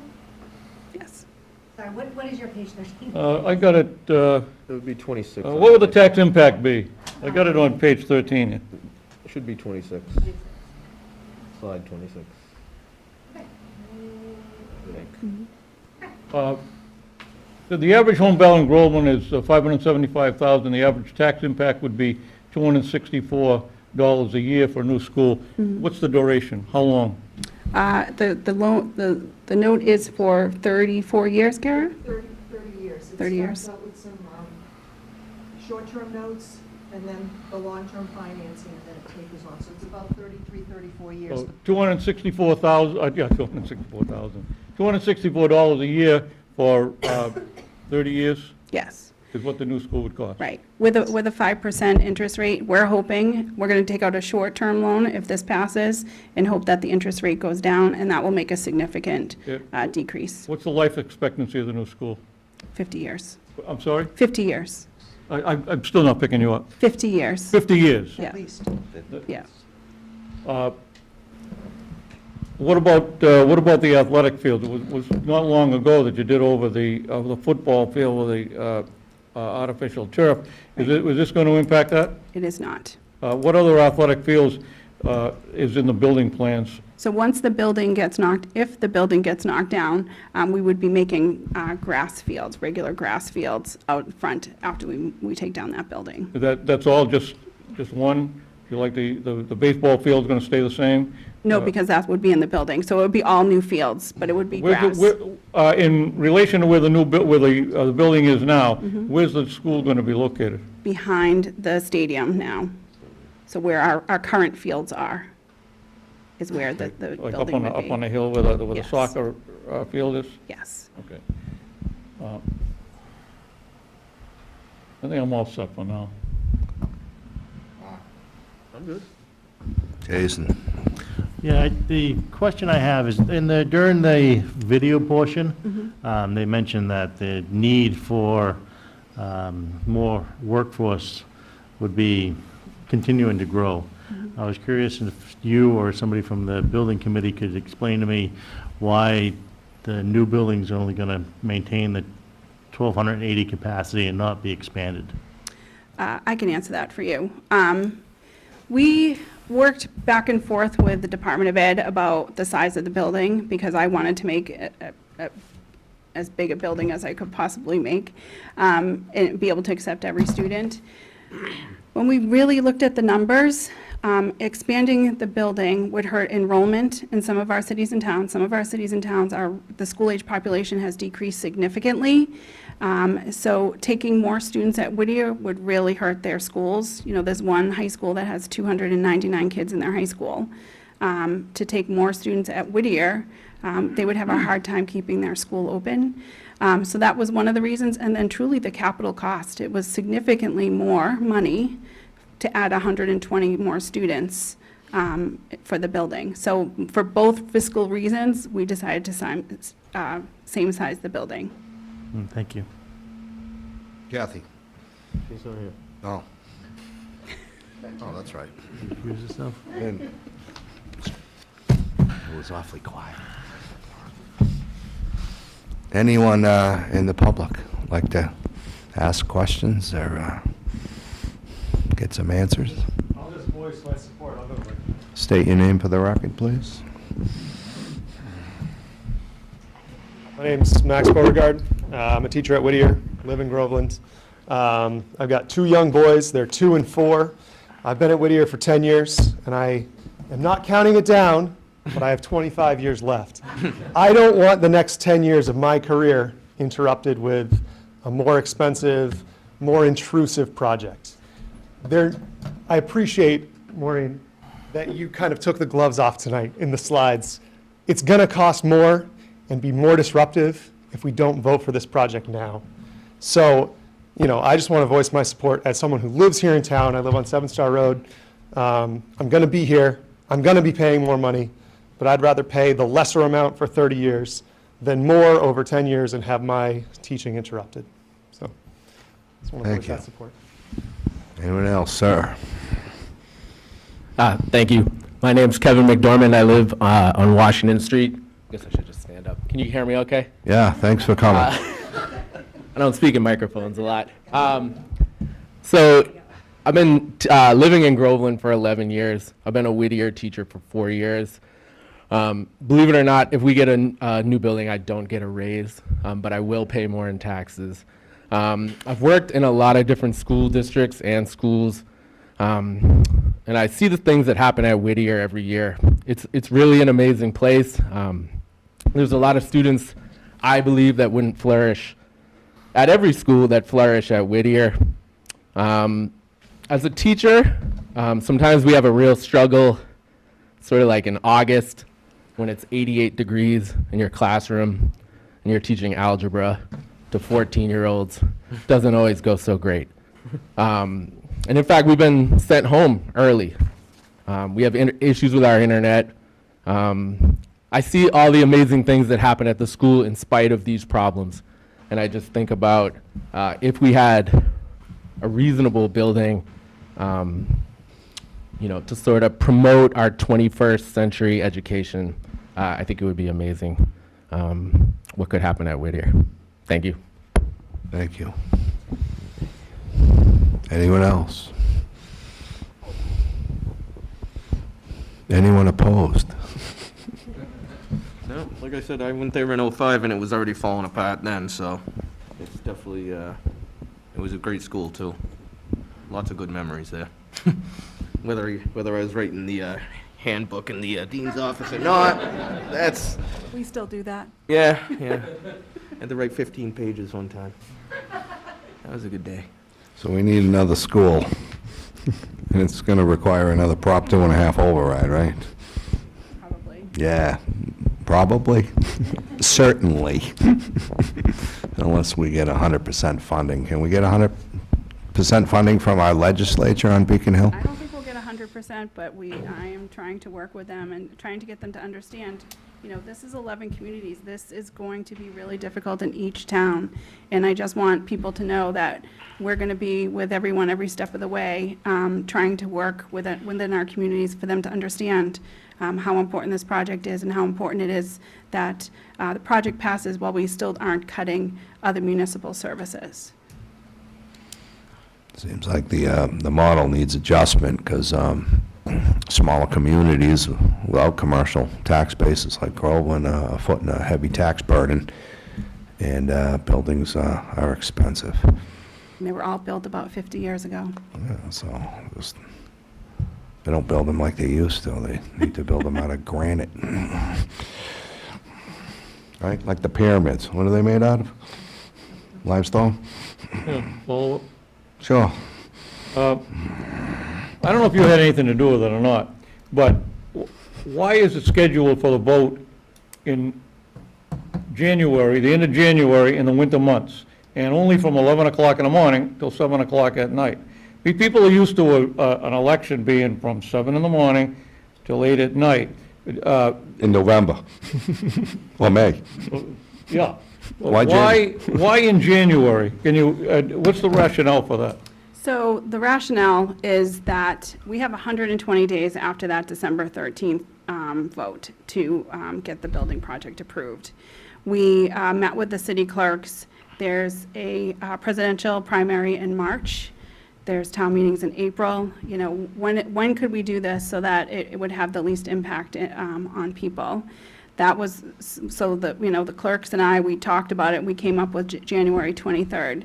The other part of this is the 8 hours for a district-wide election. That's under Mass General Law. So for this type of election, you can have as little as 4 hours or as many as 8 hours. We obviously have chosen the longest, the 8 hours. And then we tried to come up with the clerks about a time that we thought would be the most beneficial, that the most amount of voters could vote. So we landed on 11 to 7 p.m. See, I think it's at a bad time of the year, and for different reasons than what you're mentioning. Because we have, in March or April, we have our annual town meeting. So this vote is happening prior to that. So, and it's going to require, at some point, an override. If it doesn't pass in some of the communities, if it, what did you say, 11, so it's got to pass in 6 in order to pass. No. So the district-wide vote is the aggregate total of all 11 communities. If we went town by town and sought approval town by town, it would have to be unanimous. If anyone tied a debt exclusion onto that, it would have to be unanimous. So we would be looking at 22 approvals that would have to be unanimous for the building project to move forward. Okay. All right, I'm all set. Yeah, I agree. The January 23rd is some oddball date, and it ought to coincide with some major election. I mean, it's just to get the most people out there to the vote. I mean, who's going to know about it other than people that are, have some, I guess, a vested stake in it. So I don't think it's wise to have January 23rd on any vote. That's my sentiment. Anyone else? Mr. Chairman? Sure. I see the tax impact on Groveland. Bob Valentine, 12 Merritt Ave. Yes, sir. I see the tax impact if it passes. What if it fails? What's it going to do to the town and all the towns and the tax rates for them? We all know the answer to that. I mean, so we're going to have drastic cuts to probably employees that don't have contracts, and it would be devastating, a disaster. Probably have to cut police and fire and libraries and close recreation and parks, and so you know, whatever we do in government, we need to balance benefits and burdens and look at all interested parties and make sure that there aren't any drastic harms to some to benefit others. So that needs to be looked at. People need to be aware of it. There should be debate and discussions, but somehow, some way, information should be disseminated. January's right around the corner. Is there any way they could change that date? I mean,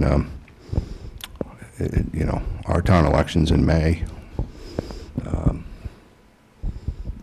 I just think it's going to blindside a lot of people. But, yeah, to answer your question, Bob, yeah, disaster. Anyone else on the financial impact? What would it do, Rebecca? Nothing really per the financial impact. As we stated, I mean, about $750,000 would be a big hit to our budget and what we would need to cut in order to make up with that.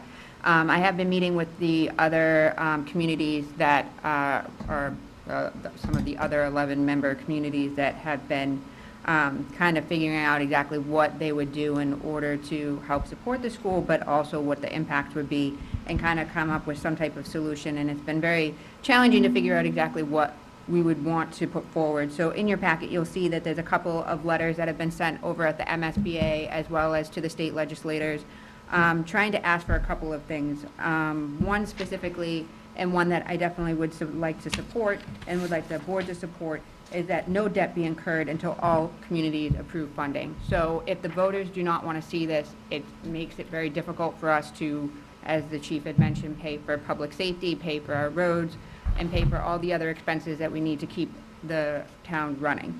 So we would like to see if there's a way that we can make sure that we can identify a funding source before approving something that would, again, devastate our operational side of things. They also had put forward for a district vote instead of a district-wide vote, and had asked the school committee to move forward with, again, letting the residents of Groveland or letting the residents of their other communities move forward with that instead of going through a district-wide vote. Although statutorily something that they can do, they would like to see them explore giving the voters their voice rightfully. And then they also asked for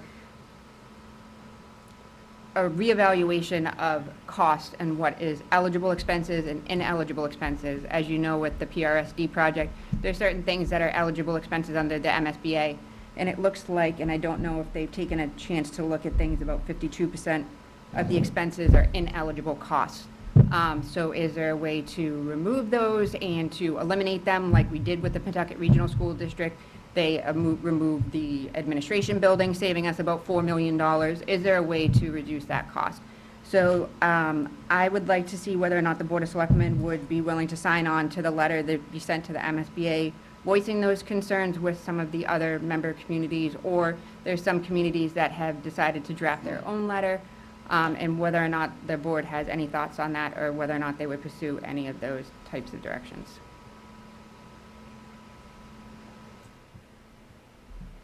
What would the board like to do? Ed?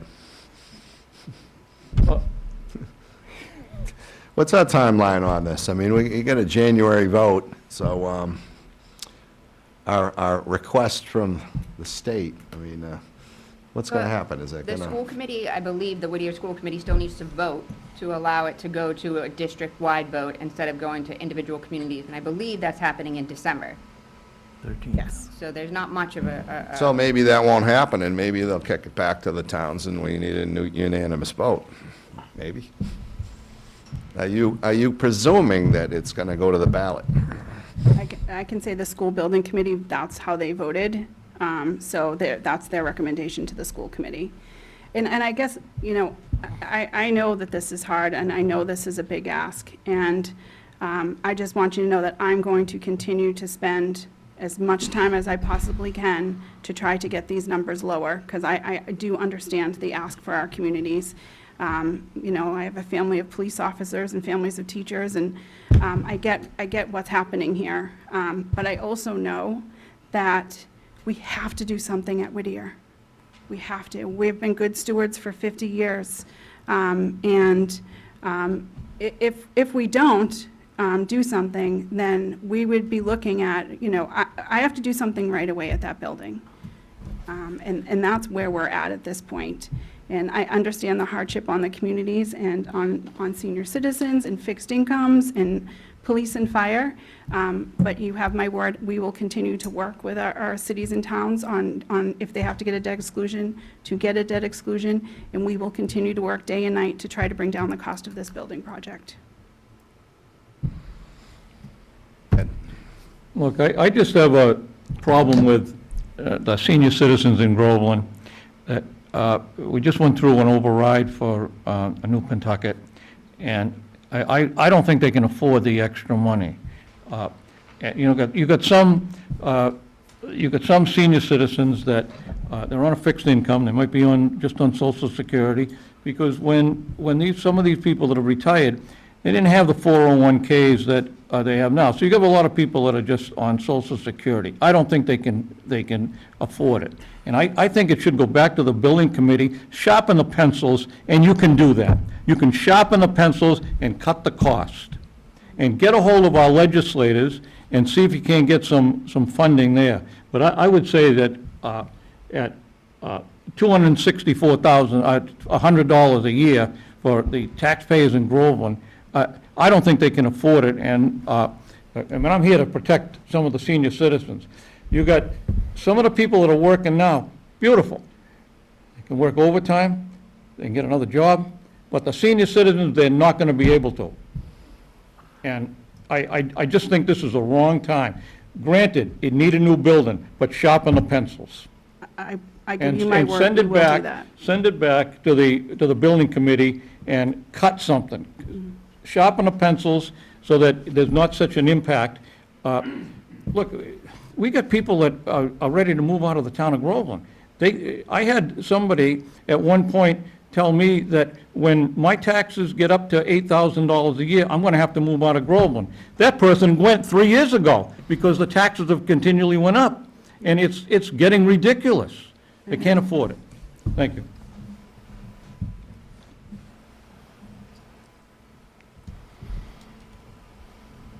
So the committee hasn't voted on the process yet. No. So have they so is the election day dependent on that vote? Is the election day, Yeah, can that January date be moved? we've had that date since August and been working towards that date. It's a terrible date, that's my opinion. It's just everybody, somehow, I mean, we're going to have to broadcast it, but it's such an oddball election date. We have enough time getting 1,000 voters out for our election. We got 5,500 registered voters. We're like, 20% or less on a vote. Who's going to show up? I hope people show up that care about vocational education. Well, they need to be informed to care, and it's just kind of like, is it just swept under the rug, and it's like, oh, let's pick a day where, the 23rd is, Martin Luther King Day is, it's just, I don't know, it's my 2 cents. Anyone else, and we'll wrap it up? Mr. Chairman, could Rebecca run over what she had come up with before, and Yeah, do we need to vote on that and adopt that this evening?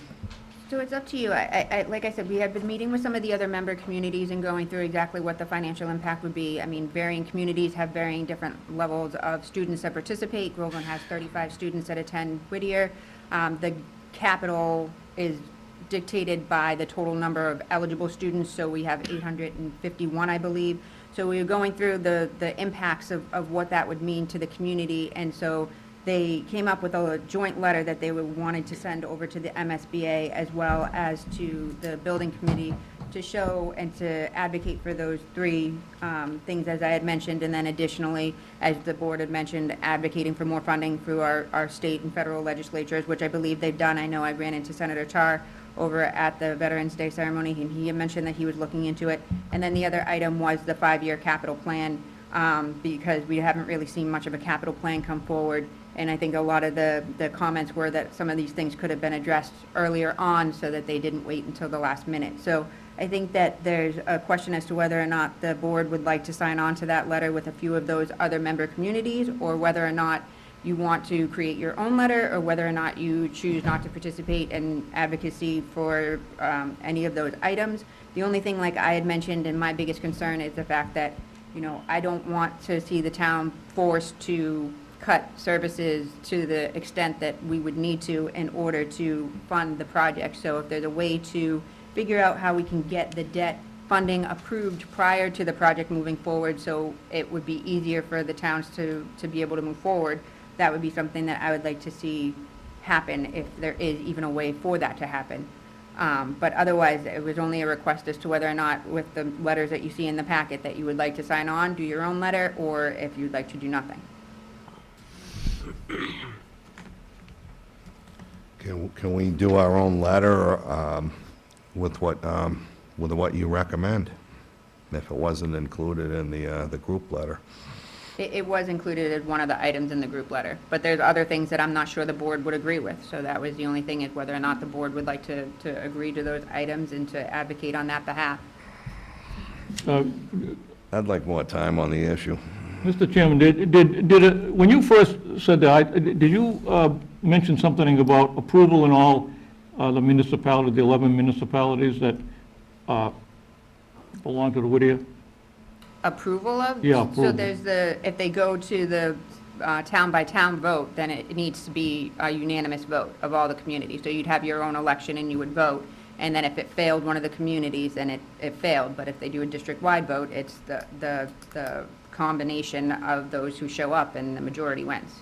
Now, that's their proposal, and right now, it is, explain what it is now. So if they go forward with the district-wide vote and it gets approved in January, then we have no choice but to figure out how to fund the project. Who's they? And how many municipalities does it need to pass in for that? 11 communities are part of Whittier. Who's they? So it is Amesbury, Georgetown, Groveland, Ipswich, Newburyport, Merrimack, Newbury, Rowley, Salisbury, West Newbury, and Haverhill.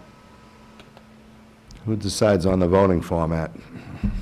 That would be the school committee, and that's what they're discussing in December, to whether or not to put in a district-wide vote, or whether to go town by town and let the townspeople decide. So the hard sell is unanimous, always.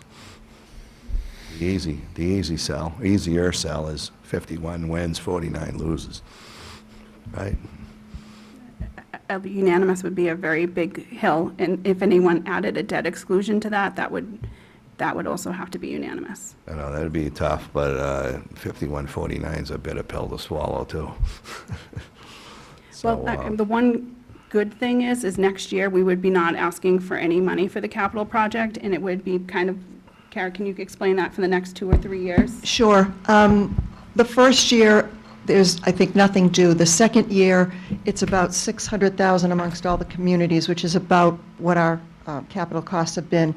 It doesn't kick in fully until about 2029 because of the interest rate. What they're doing is they're going to be doing short-term notes, which are interest only, which will give the communities several years to hopefully figure it out. Even if they would have to go to a debt exclusion, it doesn't mean that you can't go back and try again. So that is kind of how they've structured it, to try to mitigate the pain. It would be different. I guess Pentucket was very different. They had a 1.8% interest rate. The interest rates were lower. They were able to bond it all at once, and they were able to buy all their supplies at once. And then COVID hit, and everything kind of went haywire. Interest rates went up. Cost of labor and materials has skyrocketed since the Pentucket Regional Project. So they were kind of lucky, and they got in at the right time.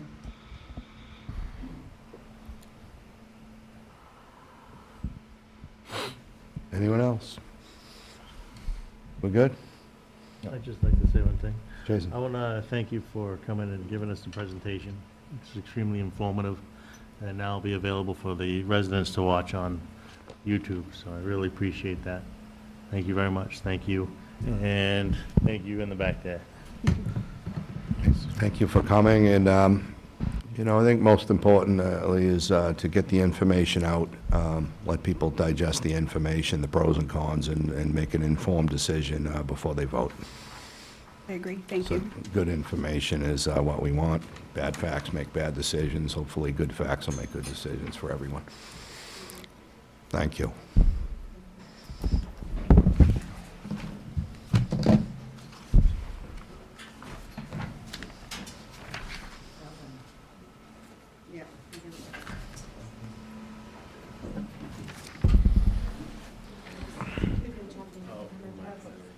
Let's see, next up, I think we left off at 13? number 8. Policies and procedures for host communities to promote and encourage the full participation in the regulated marijuana industry by people from disproportionately harmed communities as required. Yeah, no, you're right, but I should probably go get Kathy. What's the matter? I was just gonna say. Kathy. Where is she? Somewhere. Oh, I'm sorry. I forgot about her.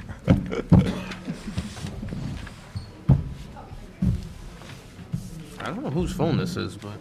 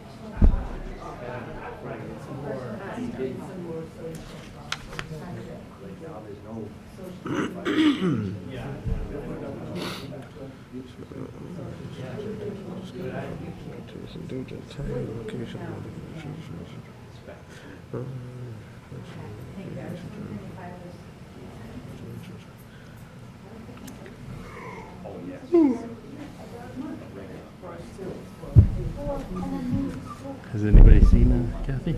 Let's see, where is Gap? We call her. Just continue. Oh, come back.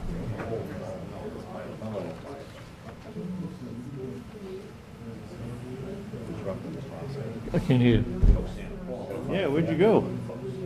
Cool. Oh, are you? Yes. We got 8, number 8. Coming up.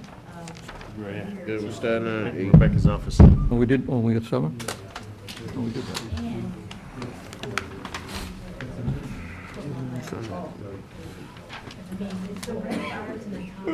Are we live?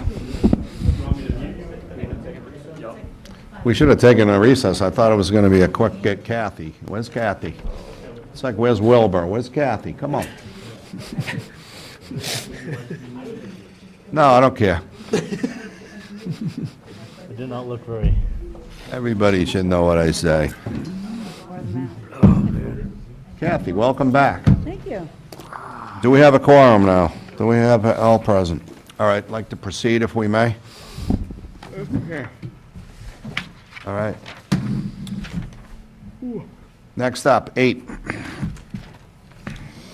Policies and procedures for host communities to promote and encourage the full participation in the regulated marijuana industry by people from disproportionately harmed communities as required by Chapter 180 of the Acts of 2022.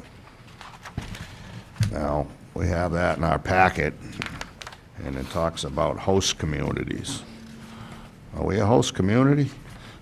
Mr. Chair, if I may, so I was actually contacted by our attorney, and it was noted that we did not have a policy in place, and they had recommended that we look into that. And essentially, with the legislation that was passed back in 2022, it even applies to those communities that voted not to have recreational marijuana facilities in their community. It also applies to medical only. And so town council drafted the policy that you see before you and has requested that the board take a closer look at that and review. Currently, we do allow for medical marijuana facilities to be placed in the industrial zone by special permit under the Zoning Board of Appeals. We have not had any applications as of date that I'm aware of. So I'm not sure if the board would like to take some time and take a closer look at the memo that was provided by the Cannabis Commission, as well as the drafted policy from Me, Talaman, and Costa before moving forward. But it's something that I wanted to make sure was on your radar and you had a chance to review, and that we made sure that we had the proper policies in place so that if something were to come up, we were covered.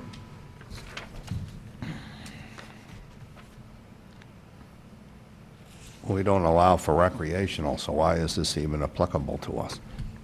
So based upon the guidance that I received from council, that it also applies to medical only.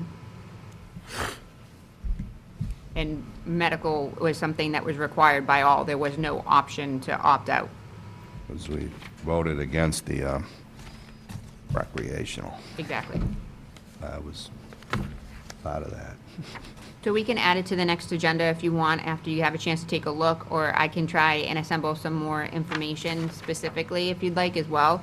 But again, I just wanted to make sure that it was on your radar and that we were making sure that we were addressing it as required, since it is a mandate. We have to adopt this? It doesn't have to be exactly what's before you, but there is a mandate to adopt a policy on social equity.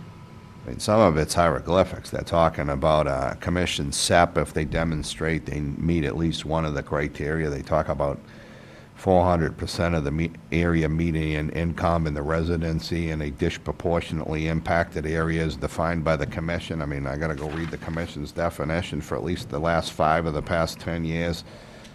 I mean, a lot of this is just, I don't know what it is, but I don't understand any of it. You know, does anyone understand this? I can provide and break it down and do some more research Yeah, I and need provide to, a more like, detailed memo. Cannabis Control Commission for Dummies, condensed version. I mean, there's so many acronyms in this, and cross-references to definitions. It would take hours to decipher this, in my opinion. No, I would agree with you. Hours. I would agree, which is And why I'd I probably just, misinterpret what they meant. yes. This is a terrible document. My opinion only. Kathy, do you have an opinion? Would it be possible to see a similar community that adopted the same approach that we did, and what actions, if any, they've taken? I can do that. Help me, Mike. Yes, I mean, I guess we can go, I think we can go slowly here and just kind of figure it out. don't want to vote something you don't understand, yeah. No, that was not my intention of putting it on the agenda. Like I had mentioned when I opened the statement, I just wanted to make sure that it was before you, that you were aware, and that if anybody called into question what Groveland was doing in order to address this mandate, it was noted that it was an agenda item and that the board has reviewed some information and would continue to do its own due diligence to make sure that it's in compliance and doing what's in the best interest of the residents of Groveland. Okay. Can I suggest this? Does town council have just kind of a condensed version of what we're required to have for policies and procedures as a minimum, and what would safeguard and protect the interest of Groveland? In layman's terms, because this is not layman's terms at all. At all. You got it. This is all technical jargon here. So I don't know what I'm voting on, so I'm not voting on it. Completely understand. Thank you. We'll continue it to the next meeting. Mr. Chairman, motion to table. I'll second it. All those in favor? Table it, we'll get some more information. Thank you. That sounds perfect. Thank you.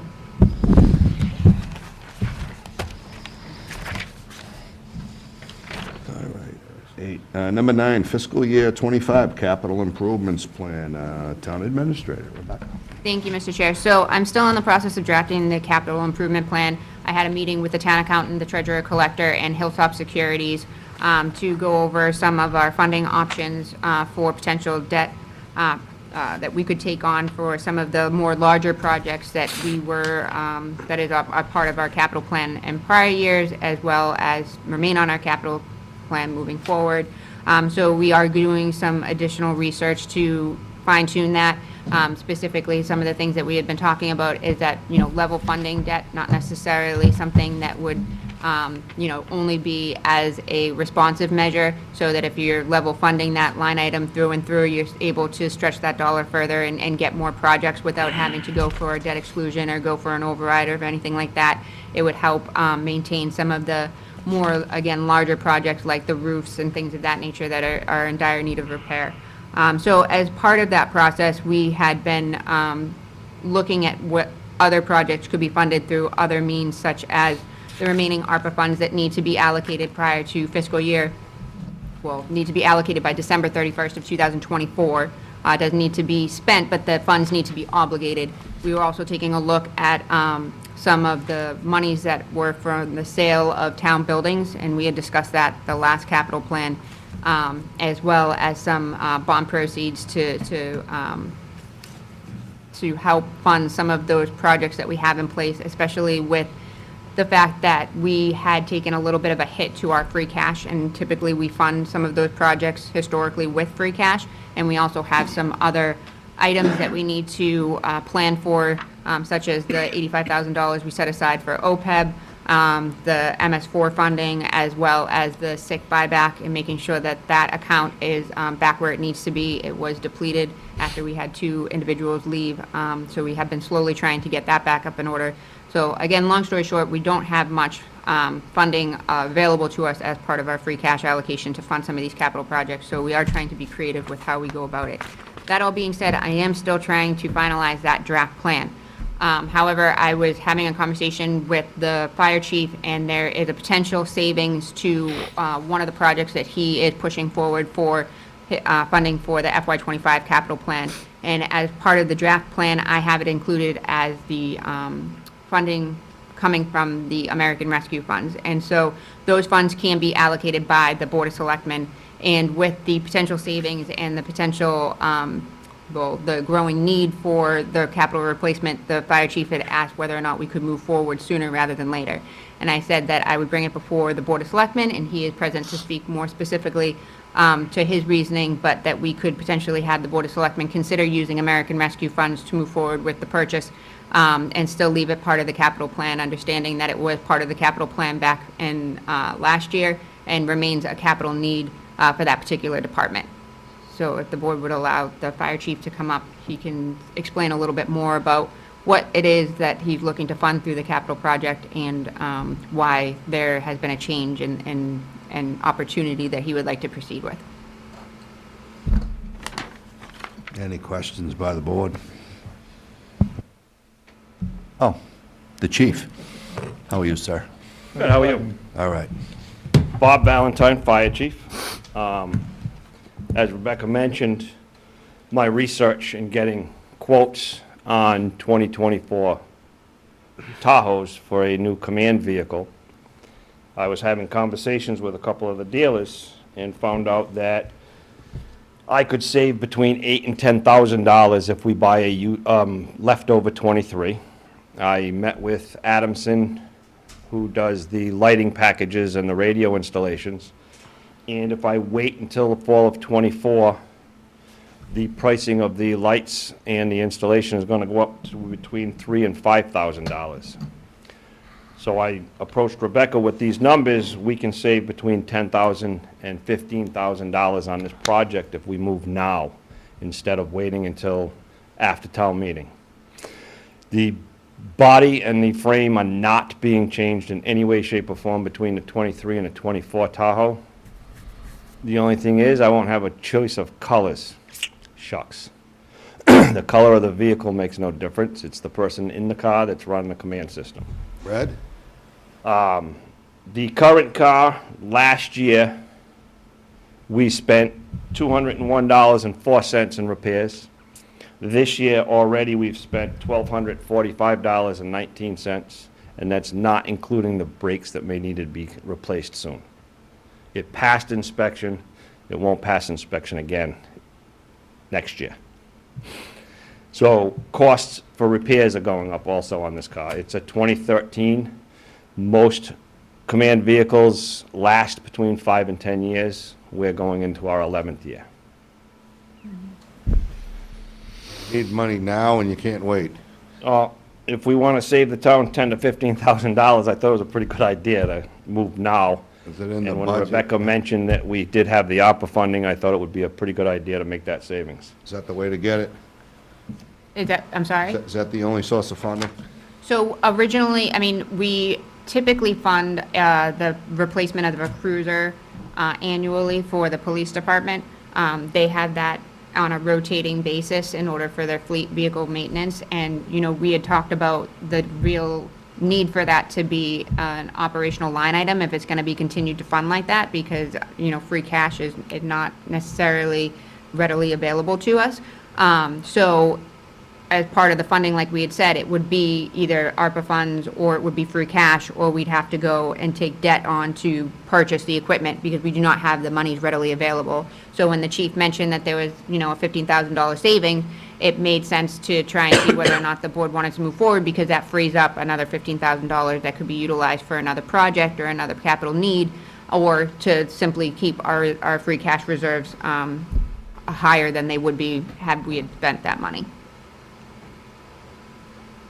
Was this anticipated to be replaced? Was it on a Yes, it was on capital the replacement? It was on the capital schedule? plan already for next fiscal year.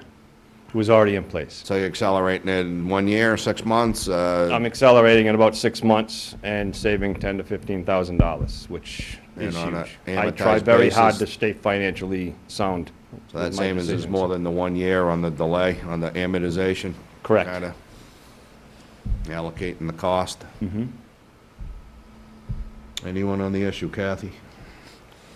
I like that he's trying to save us money. Thank you. So you're going to bring this car in at a good cost, Yes.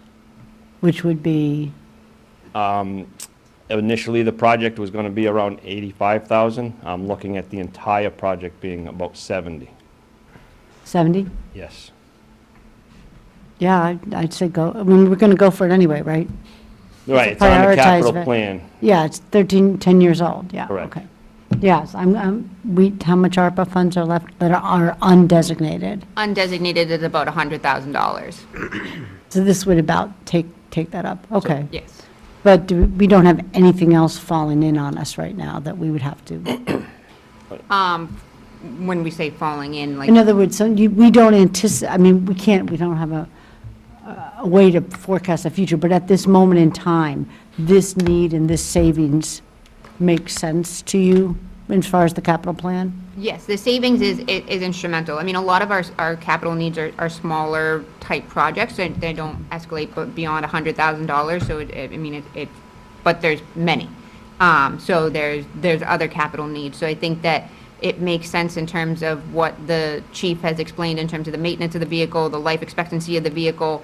From a monetary standpoint, the savings is an attractive type of deal.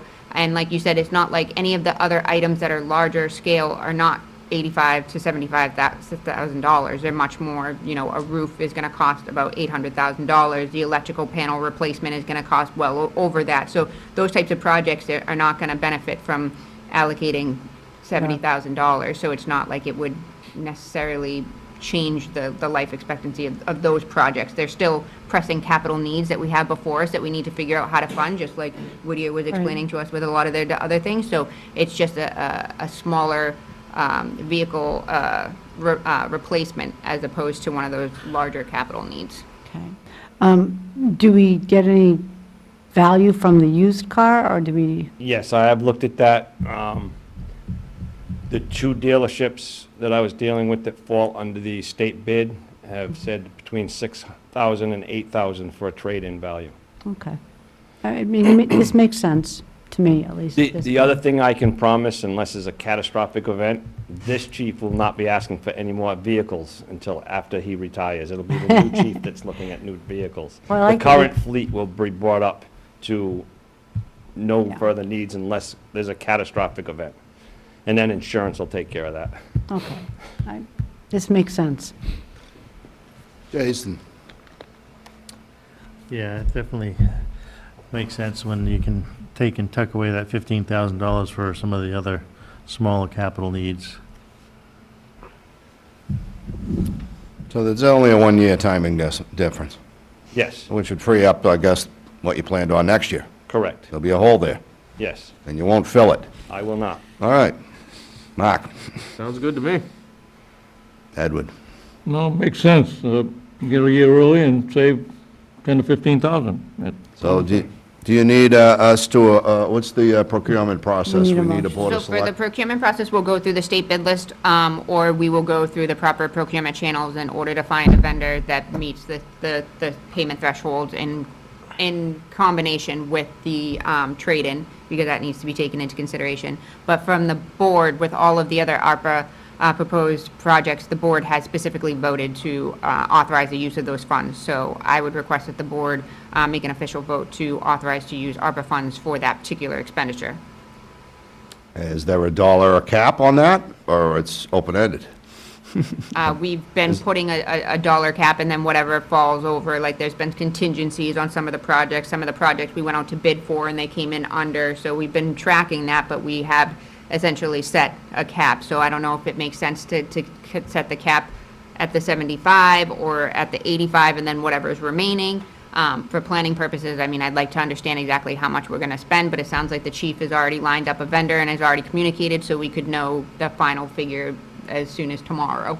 Correct. So I think that maybe if you set it to like up to would be reasonable. So you said 72, to give you wiggle room, or 75 be enough, up to 75? I believe 75 would be enough wiggle room, yes. And then you'll try to save us the $3,000, Yes, and get a good trader, yes. beat 'em up.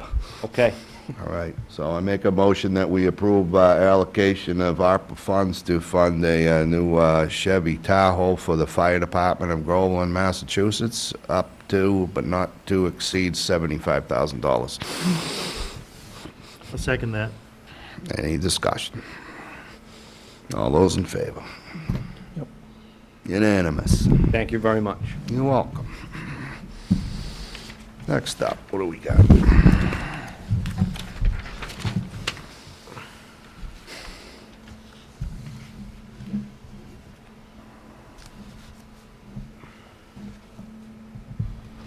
Pentucket Regional School Agreement Update.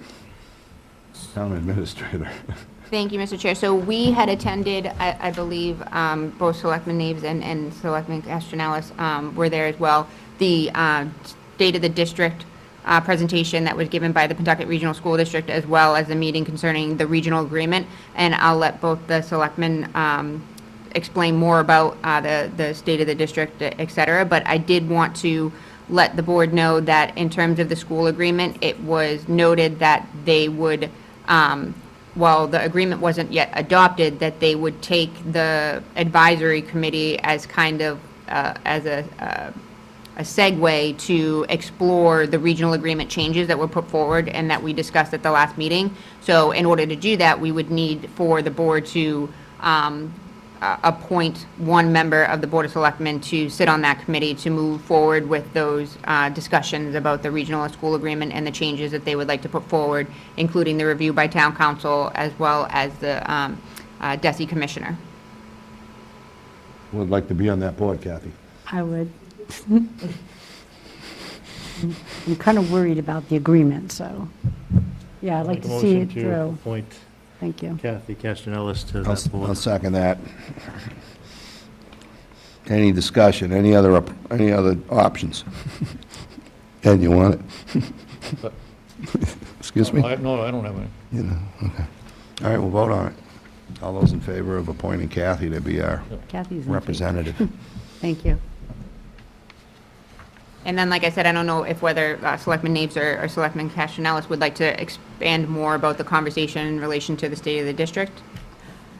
You know, It was a lot of PowerPoints, guys. you know, you know what, if it's back and forth ping pong, then maybe we may wait for a more condensed, closer to the end zone synopsis of it. 'Cause, I mean, agree. We don't need the They play-by-play did, color commentary, do we? after presenting all the various aspects of the district and what they're trying to move towards, which was interesting, and it was informative, they did say at the end, if I've understood it correctly, that they're going to try and present a budget with minimal changes.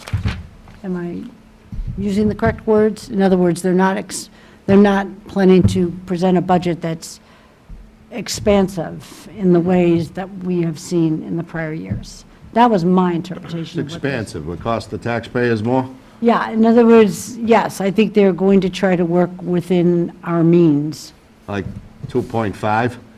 They didn't say a percentage, they said. We're always over 3, They, right? they We think used, 3? I thought they were, the word minimal, I think, was used a little bit, and, or minimize, and so I thought, okay, we're back to increases that we should be able to handle within our budget, within our operating budget. And then we didn't really discuss the agreement because it'd taken a long time to get through all that other stuff. You can nail them down to, you know, like not exceeding like 2.5%. Well, our town administrator meets with the core group, so I think that would be something she'd be able to. Yeah, I don't want to be cynical or anything, but, you know, it's like, you know, Washington, they say, we cut billions of dollars from spending, and they were all like proposed spending, and they just took, it's like, buy now and save. Well, it's a artificially inflated thing, and they take off $1,000 or X, and, oh, I feel good. So, we were dealing with real numbers here. We need to make sure that My they... understanding was, yeah, I mean, they I were. want a finite formula. I mean, they should just stick with 2.5 so we don't need overrides and stick within it, maintain the budget, and live within your means. you Well, know. I think that our We're town- having override after override. I think the town administrator should be seeing some sort of budget numbers soon, don't you think? It's about that time. Not necessarily. I Getting mean, they're closer. in the same process that we are, which is Right. about to get the budget out to the departments, having conversations about, Right. needs versus wants and what they're expecting for revenue on their side. I think that one of the things and the bigger takeaways I took away from that presentation was that, that OSD inflation of the 14% really threw them off, and not just Pentucket, but all of the schools. And so I think that now that is something that they've been able to budget for, the impact to the budget is not going to be as substantial, so it doesn't look like they anticipate any of those types of costs to come in and require anything additional from the communities in order to operate as is. They talked about, the positions they were able to hire back and how they're operating. They talked about classroom sizes. They talked about, their special education and how that's structured. So it was more of an informative process, but as to any concrete numbers or numbers in general, that wasn't necessarily discussed. So I wouldn't anticipate seeing anything, even in draft form, until January at the very earliest.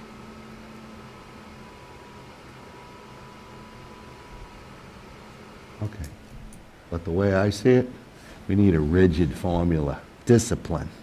And I think they lack discipline because the numbers escalate, they neglect abatements, and then it's all a panic and the school's falling down and you gotta bulldoze it. So they need to maintain and keep up, and if you can't pay as you go, don't go. And, because things balloon. You can defer maintenance or you can pay for it. It's just pay now or pay later. And so a lot of the time, it's kick the can, and then, there's a disaster.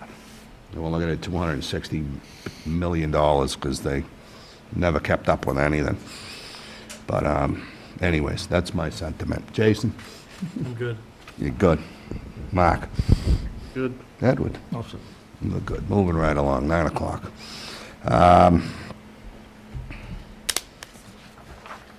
We already did the resignation. We did the appointment. I think we left off at 13. Appointment of Wayne, lawyer or lawver? Can't read that. Is that a V or a Y? It's a V. Okay. Lawver, Beechwood Drive, Haverhill, Mass. to reserve dispatcher effective November 20th, 2023 through June 30th, 2024. Is there a motion? To appoint. I'll make a motion to appoint Wayne Lawver, Beechwood Drive, Haverhill, Mass. to reserve dispatcher effective November 20th, 2023 through June 30th, 2024. I'll second that. Any discussion? All those in favor? Unanimous. Appointment of Michael McIntosh, Montclair Road, Haverhill, Mass. to reserve dispatcher effective November 20th, 2023 through June 30th, 2024. Is there a motion? Make a motion to appoint Michael McIntosh, Montclair Road, Haverhill, Massachusetts, to reserve dispatcher effective November 20th, 2023 through June 30th, 2024. Is there a second? I'll second. Any discussion? All those in favor? Unanimous. Welcome aboard. Approval of minutes, we don't have any. Town administrator time. Thank you, Mr. Chair. I just have two quick updates. One, to let the board know that we did receive a $92,000 grant from the Department of Housing and Community Development to take a closer look at zoning, specifically in relation to the requirements under the MBTA zoning bylaw. And then also to let the board know that the Water and Sewer Department had received a grant as well from Maya for safety equipment to help with their work during trenching.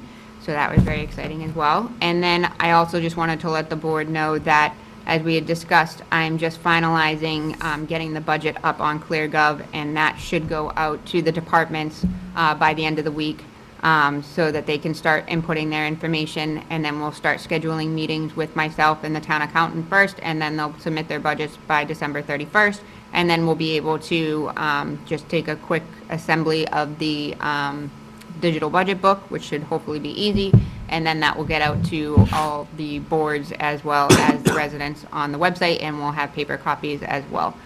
So it is extremely busy, but things are moving along. Anyone have any questions or issues for Rebecca? Yes. Edward? Can you give us an update on the charging station that was put down at the Pines? Where'd the money come from? Who's paying for people to charge their vehicles? So that was a collaborative effort with the Groveland Municipal Light Department, and that is from, I will pull it up. Just so I can get the right agency. That is from it's part of the Mass EVIP grant that we received, and it's from the Massachusetts Department of Environmental Protection, DEP. So essentially, that was installed by the Groveland Municipal Light employees. The users of the charging station are the ones who pay. It is not the town or the taxpayers or anyone of that nature. Just like any of the electrical services provided, it is all going to the user. And that is something that the general manager has worked out with our treasurer collector in terms of collecting those payments and how that all works. So I'm told that everything is going seamlessly. I looked at the one down the Pines. I understand there might be others that are put in, but there's no place for people to put in a credit card in that unit, and there's an electric meter been put on the back side, facing the ball field. So if there's an electric meter there, where's the money coming to pay for the electricity that is generated on the meter itself? So my understanding is that the way that it works is it's done through an app on your phone, and so it'll identify the charging locations within your vicinity, and then you're able to, through your account of some sort, connect to the device, and that allows you to submit payment electronically that way, so there is no actual physical payment on site. And then my understanding is that with the electrical generation, again, it's kind of, it pays for itself, so the user who's paying for the electricity like to charge their vehicle is going back into that system. So it's not costing anybody anything other than that individual who's paying for that service each time it's used. Yeah, that's, when I've seen them elsewhere and asked questions, that seems to be the consensus. And I've asked them, well, how do they charge you? Well, is it on your credit card? Do they bill you? And they seem to say that as soon as you plug it in, it knows the vehicle, it knows the mileage, knows the owner. But none of them have been able to tell me how they pay, whether it's deducted from their credit card, whether it's deducted from their bank account. And It's their credit card. apparently they don't know either. It depends on how you set up the app. Once you put the app on your phone, if you attach your credit card from it, it'll automatically come right out of your credit card. If you attach your debit card, it comes right out of there, or your bank account. It's all automatic, and it's out of your account before you're done charging, I'm sure.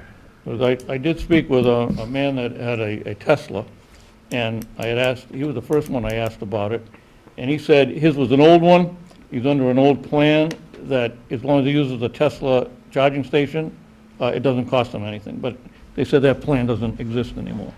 Yeah, I'm not sure. I can double check with Kevin, but that's the way I understand it, is that there's no Right. charge to the taxpayer, there's no charge to the Groveland Municipal Light, and the installation and setup was all done through this grant. Okay. You mean to tell me you don't have the app on your flip phone? No, I don't. And I try to look it up on my Abacus, and I can't find anything on there either. And you don't even know what that is. You're laughing too, Mike. I do. You probably remember those. It's got the beads on it, you go like this. All right.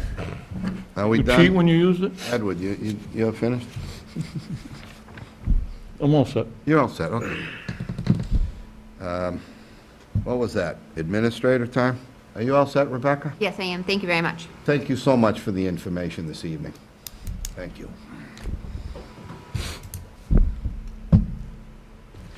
Selectmen time, select men's time, and women, and reports. Kathy Castronellis, please. There's no women there. Doesn't say that.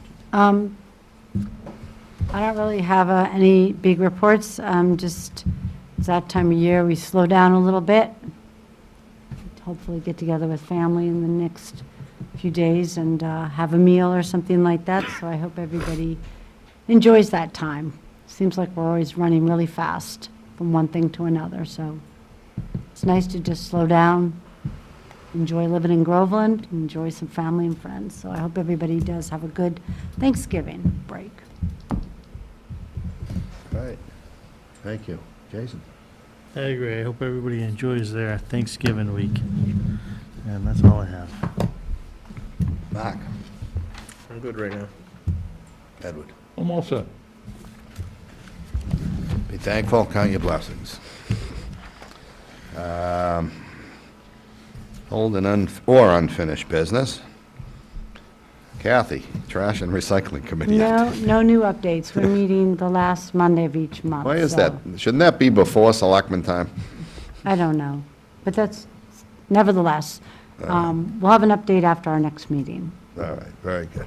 Board of Selectmen policies update, is that you? No action. We're gonna wait on that too? Yeah. I've been waited with, what do they call, bated breath.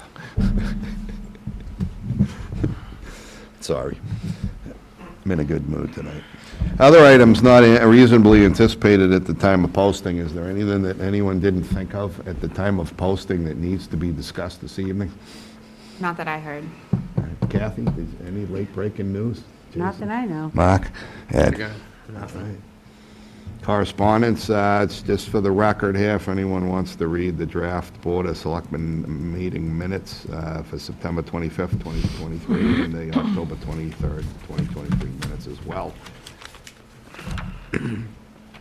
Unless someone has something else, I think we covered everything. I skipped around. Did I miss any line items? Let me look. I think we covered it. I checked off everything, but you never know.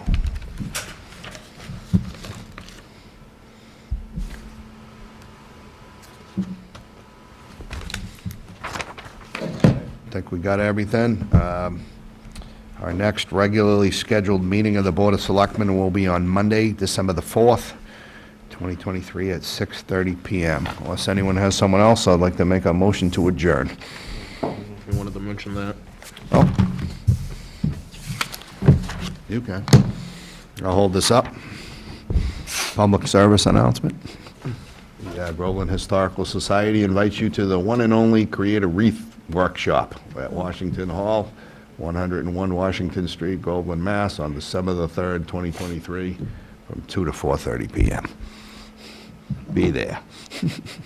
All right. Motion to adjourn. Second. Second. All those in favor? All right. Motion's adjourned. Happy Thanksgiving, everyone.